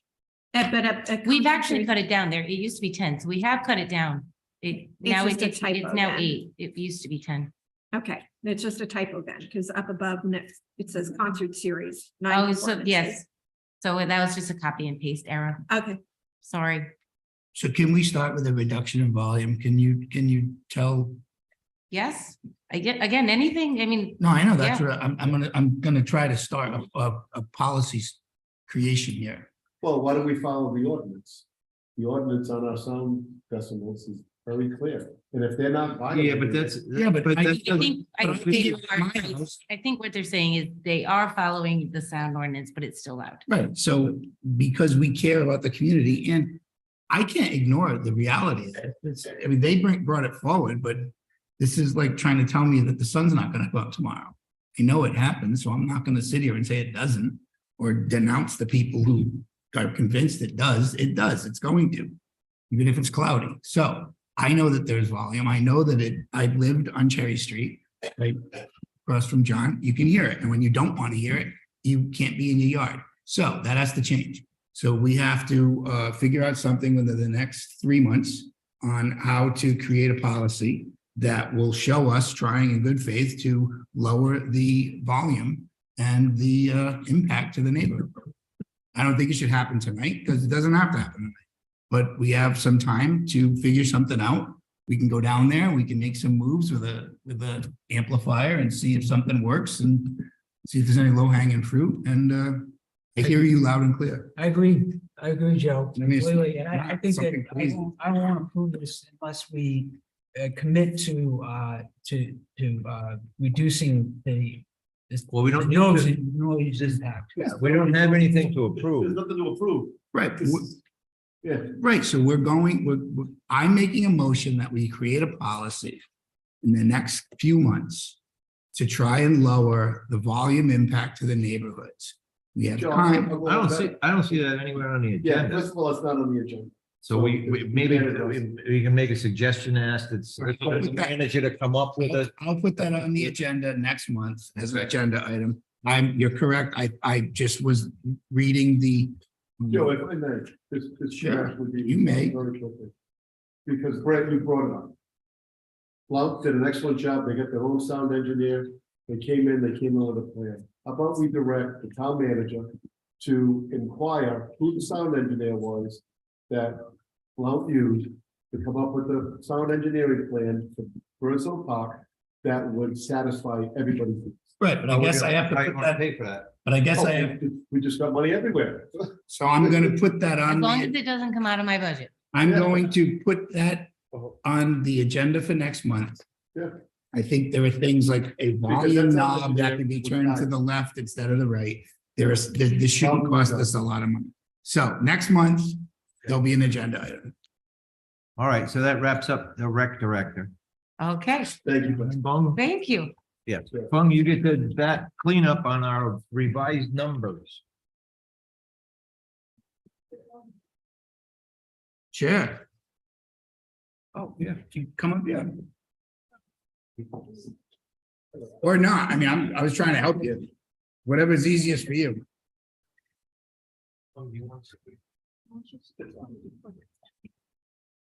I would like to request the council to reallocate $3,000 from my salary to the assessor. Number one, To the what? I would like the council to reallocate $3,000 from my salary to the assessor. Number one, among the people in this room, besides the town manager, I work with the assessors the closest. So I see the value that he adds to the table. Number two, Councilman Hacker, I believe you added the $3,000 stipend to calculate the pay, right? I believe so. Right. The stipend is for the additional time and effort for the boards, just like the planner and the building official. I just feel that is not quite fair to calculate it with the stipend added. Number three, consider that my appreciation for the assessor to stand up for all of us department heads. That was me. Yes. So to do that, there's no impact to the budget. So you pay the same amount, same percent of FICA, same percent of pension. So So, Mr. DeSisto, can someone voluntarily? I She's making a request to the council. Yeah, I think it's perfectly appropriate. Say no. So you're suggesting that we reduce the increase that we were proposing of $9,086 for you to $6,086 and increase the tax assessor's increase of $1,537 to $4,537.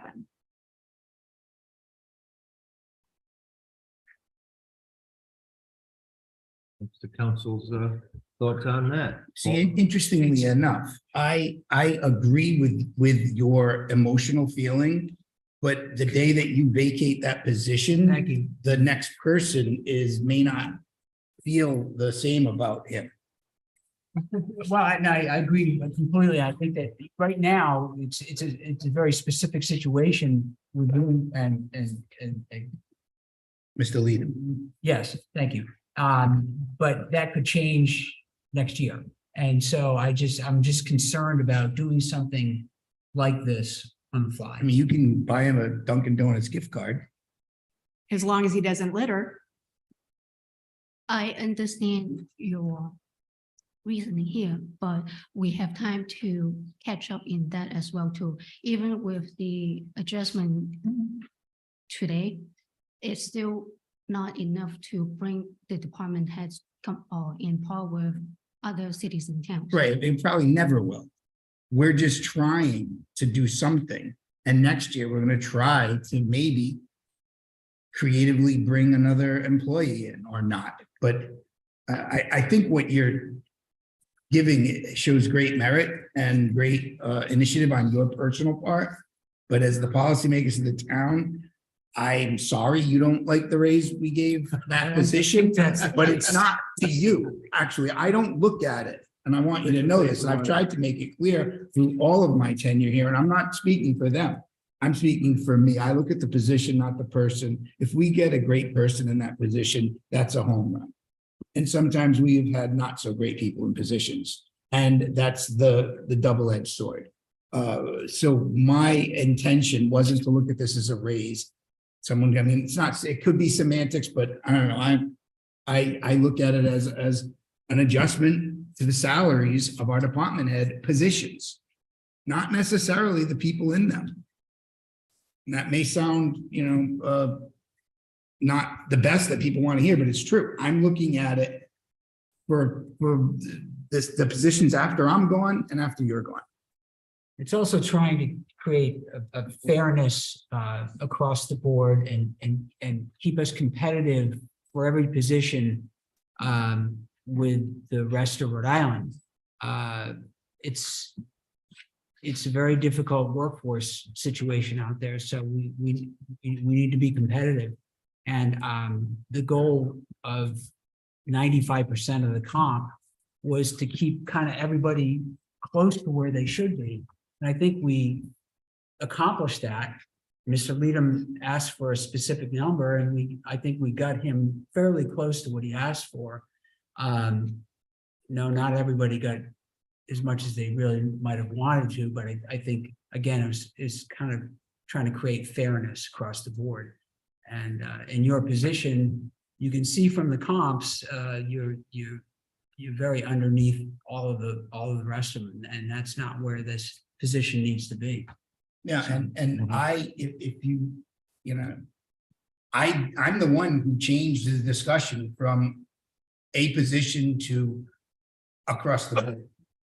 Because I again think that what he brought up wasn't just for his position, for all of you. So I think it's admirable what you want to do, but I can't support that. No, and actually, Sorry. we were talking about stipends. So these other positions, these numbers, does that include their stipend?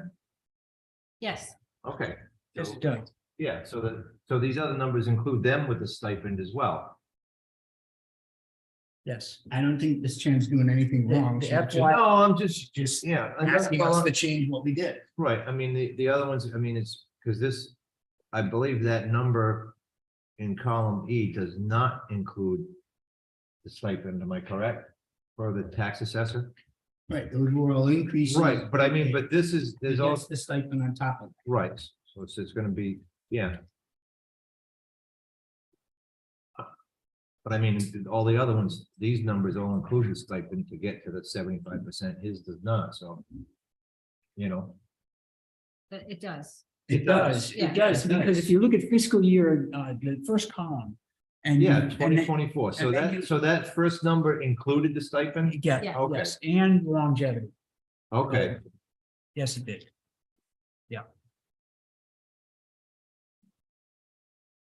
so we don't know, where was FY 2023? That's the number I was looking for. You have to open up the budget. Yeah, It's up there. It's, can you go to assessor? Right there, 64,187. So we're making a pretty big impact here. This is one of the biggest impacts we've done, that's been done to make an adjustment in the town salaries. Okay, yeah. This isn't chump change. It may not look like big numbers, but believe me, when you look at the budgeting process, this is a big impact. It gets us close to that, to the comps from the 5 other communities and that's And then, what I was You know, doing. and this time from now on, in the 3%, hopefully we'll, Okay. I don't have what you're all looking at. I don't know that we all do. Where is that $20,000 going to? all of the increases to the department. Every heads. department head's gonna see a piece of that 20,000. No, No, not the ones that exceed the 95%. Correct. The ones that were furthest away from the sort of industry average in their specific category or. Column department. E is what's proposed.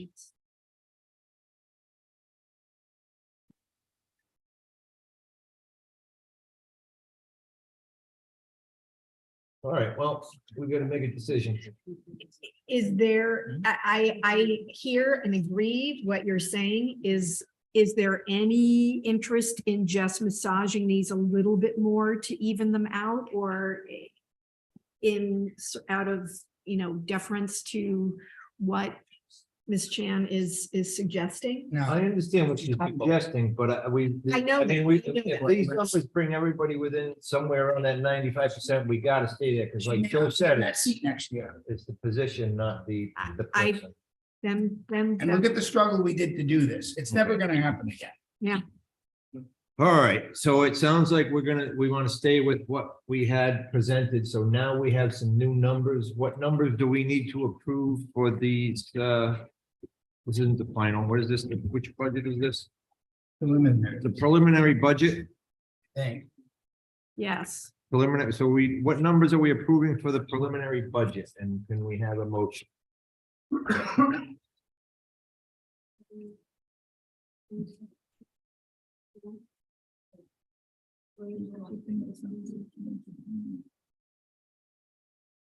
Is this, are we hearing this? What page and what line are we on? So budget summary, Okay, the line item for total tax levy, which would be $26,262 and, I'm sorry, $26,262,301. The tax rate for real estate would be $13.66 per thousand. And then you already got the total. You already voted on the tangibles. That's it, right? It's just those two numbers? Correct. That's it. Just Okay, those two so we need a numbers. So we motion. corrected the We didn't touch it with, yeah, all Right, we're you doing didn't is touch- these here. so what's the new number gonna be? Sorry, start again. 26,262 for the total tax levy. 301. Yep, 301. 26,262, 301. The tax rate is 13.66. Can we have that in the form of a motion? So moved. Do we have a Second. second? A second, all in favor? Aye. 0.66. Correct. Yeah, Tax rate. all in favor? Aye. Well, we did a good thing. I believe that's a wrap. Do we have a motion for adjournment? So moved. So moved. Second.